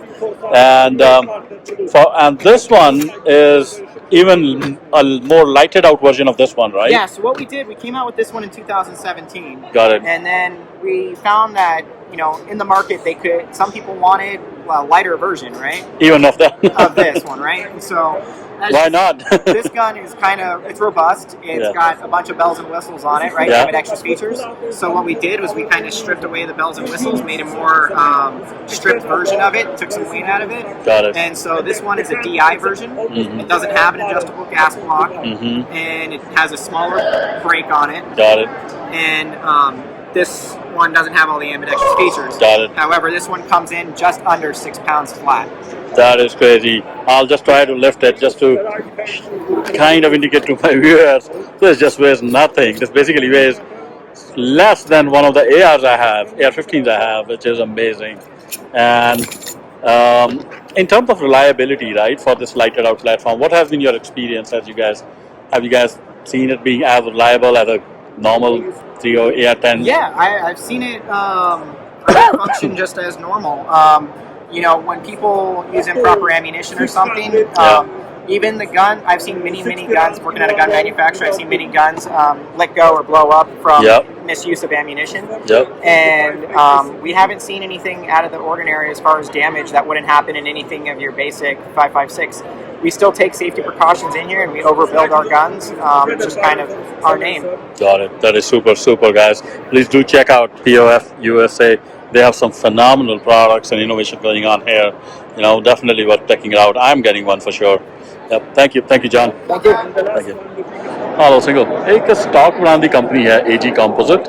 ਇਹ ਵੀ ਇੱਕ American ਜਿਵੇਂ small business ਅੱਜ ਬੜਾ ਇਹਨਾਂ ਦਾ business ਚੱਲ ਪਿਆ ਕਿਉਂਕਿ ਹਥਿਆਰਾਂ ਦੀ ਬਹੁਤ ਵਿਕਰੀ ਵਧੀ ਹੋਈ ਅਮਰੀਕਾ 'ਚ ਤੇ ਇਹ ਮੈਂ ਤੁਹਾਨੂੰ ਦਿਖਾਉਂਦਾ ਇਸ ਕਰਕੇ ਤੁਹਾਨੂੰ ਪਤਾ ਲੱਗੇ ਵੀ ਜਿਹੜਾ ਬੰਦੂਕ ਦਾ ਇੱਕ ਹਾਈ ਐਂਡ ਪ੍ਰੈਸੀਜਨ ਲਾਈਫ ਦਾ ਜਿਹੜਾ ਇਹ ਕਾਰਬਨ ਫਾਈਬਰ ਦਾ ਸਟਾਕ ਹੈ ਕਿੱਦਾਂ ਬਣਦਾ ਹੈ ਐਂਡ ਤੇ ਇਹ ਉਹਦੇ ਸਟਾਕ ਹੀ ਬਣਾਉਂਦੇ ਨੇ ਤੇ ਜਦ ਤੁਸੀਂ ਕੋਈ ਆਪਣੀ ਕਸਟਮ ਬੰਦੂਕ ਬਣਾਉਣੀ ਹੈ ਤੁਸੀਂ ਐਕਸ਼ਨ ਆਪਣਾ ਕਿਤੇ ਹੋਰ ਤੋਂ ਲੈ ਲੈਂਦੇ ਹੋ ਬੈਰਲ ਕਿਤੇ ਹੋਰ ਤੋਂ ਲੈ ਲੈਂਦੇ ਹੋ ਇਹਨਾਂ ਤੋਂ ਸਟਾਕ ਖਰੀਦ ਸਕਦੇ ਹੋ ਤੇ ਆਹ ਦੇਖੋ ਸਟਾਕ ਜਿਹੜਾ ਕਾਰਬਨ ਫਾਈਬਰ ਦਾ ਸਟਾਕ ਹੈ ਜੋ ਕਿ ਬਹੁਤ ਹਲਕਾ weight ਦਾ ਹੁੰਦਾ ਇਸ ਕਰਕੇ ਅੱਜ ਕੱਲ੍ਹ ਕਾਰਬਨ ਫਾਈਬਰ ਦੇ ਸਟਾਕ ਬੜੇ ਚੱਲ ਜਾਂਦੇ ਦੂਜਾ ਹੁੰਦਾ ਚੈਸੀ ਸਿਸਟਮ ਜੋ ਕਿ ਐਲੂਮੀਨੀਅਮ ਵਗੈਰਾ ਦੀਆਂ ਚੈਸੀਆਂ ਬਣਦੀਆਂ ਨੇ ਬਟ ਇਹ ਸਟਾਕ ਕਾਰਬਨ ਫਾਈਬਰ ਦਾ ਸੋਲਿਡ ਸਟਾਕ ਹੈ ਵੁੱਡ ਦੀ ਜਗ੍ਹਾ ਕਾਰਬਨ ਫਾਈਬਰ ਅੱਜ ਕੱਲ੍ਹ ਲੋਕ ਜ਼ਿਆਦਾ ਪ੍ਰੈਫਰ ਕਰਦੇ ਨੇ ਪ੍ਰੈਸੀਜਨ ਰਾਈਫਲ ਵਾਸਤੇ ਤੇ ਅੰਦਰ ਤੁਸੀਂ ਦੇਖ ਲਿਓ ਕਾਰਬਨ ਫਾਈਬਰ ਆ ਮੋਲਡ ਇਹਨਾਂ ਨੇ ਬਣਾਏ ਹੁੰਦੇ ਨੇ ਤੇ ਉੱਪਰੋਂ ਐ ਸਟਾਕ ਬਣ ਜਾਂਦਾ ਐਕਸ਼ਨ ਇਹਦੇ ਅੰਦਰ ਆ ਜਾਂਦਾ ਅੱਗੇ ਬੈਰਲ ਲੱਗ ਜਾਂਦਾ ਤੇ ਚਲੋ ਤੁਹਾਡੀ ਬੰਦੂਕ ਤਿਆਰ ਹੋ ਜਾਂਦੀ ਹੈ sniper rifle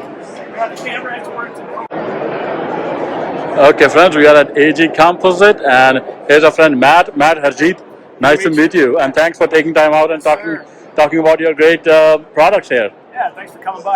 Yeah, state-of-the-art carbon fiber stocks. We started our company about 7 years ago. Okay. And just started with 2 of us in a garage, and now we've got close to 60 people. So wow. Growing at a very fast pace. And that's really just due to the quality of our products as well as our lead times.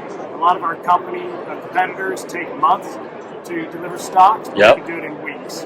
And so we specialize in hunting stocks. We do have guys who use our stocks for competition shooting as well. But the majority of our customers are for the hunting applications. We have stocks that weigh as much as 24 ounces up to about 32 ounces. That's pretty light, yeah. Yeah, very lightweight. And we use the best carbon fiber. We source it in from Spain. And so it's just top-notch materials to produce a top-notch stock. Got it. So our number one seller is the Alpine Hunter. Okay. And it comes in a variety of different camouflage, but the Alpine Hunter is a vertical grip stock, and it's just got a great buttstock to it for a good cheek weld, and just got a great forend that feels good in the hand. And all of our stocks can be inletted for Remington 700 or several different Remington 700 clones. Clones, got it. Yep, and all kinds of different barrel channels and all kinds of different bottom metals from BDL to detachable magazines. Got it. And then, of course, we've got dozens of different camouflage options. Camouflage options that you can go about it. So if I have like a action, let us say I have a big Hahn TL3 action, it's a Remington 700, I believe.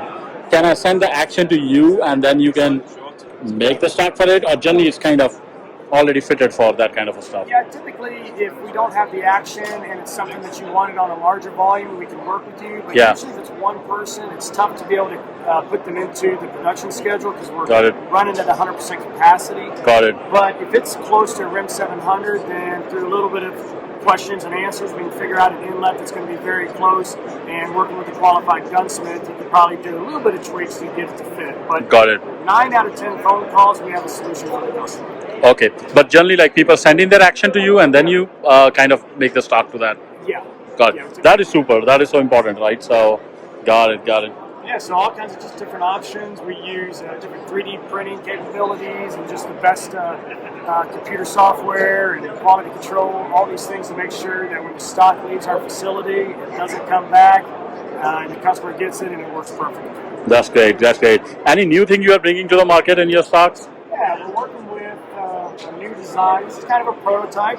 Okay. The Carbon K2. Okay. And this is really just a prototype design. So we've got some feedback from customers on what they'd like to see a little different about this stock.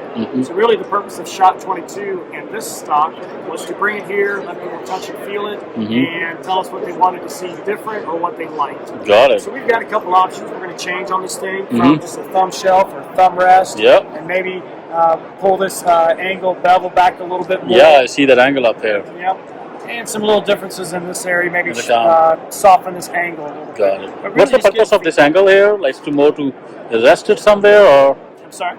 Is there a purpose to this angle that has been given here? Really just kind of a comfort feel. A comfort feel. Instead of having a sharp angle here, kind of have a little bit of a contour where it's comfortable. Makes sense, yeah. When you're standing up and firing, that can make a difference. But you can mount short rails, swivel studs, a bipod, or a tripod attachment here, or a long Arca rail. Lots of different capabilities for our stocks on the bottom side. Got it. QD cups can go on the side of any of our stocks. But for the Carbon K2, still kind of in its design stage, but we believe it's going to be a really hot stock. And there's this kind of I don't know what to call it, but like a edge you have given here. Is there a purpose to this design here? Well, a lot of it, a flat surface allows for a good QD cup to be attached there, whether it's here or here, and it just gives it an attractive look as well, So the K2 will be available as an adjustable as well. Adjustable as well. Probably in a few months we'll have the final design done based on just feedback from the market. That is super. Yeah. That features our Kill Shot Rogue. Our Rogue camo is one of our most popular camos. We just came out about 4 months ago. Got it. And this new pattern, multiple different colors, but it's definitely a hot one. How does the process work when somebody sends you their action, right? What do you guys generally do with that? Well, once we get all the non-disclosure agreements and everything in place, then we talk to the customer about what they're wanting. We take their action, and if it's their action, then if they've got any kind of SolidWorks and kind of engineer files to help us create the inlet, we'll do that. Then we make their own molds in-house. We do all of our aluminum molds, and we'll send out some prototypes for the customer to touch and feel, put their actions in to make sure everything fits properly. Once we do that, then we start to do a soft launch with a dozen or so stocks, make sure everything's lined up, and then we just turn the volume up to ship. Whether they want 500 a year or 10,000 a year, we can accommodate. That is super, guys. Yeah, thank you, Matt. I so appreciate you taking time out. Thanks for stopping by. Have a great ShotShow. Thank you, you too.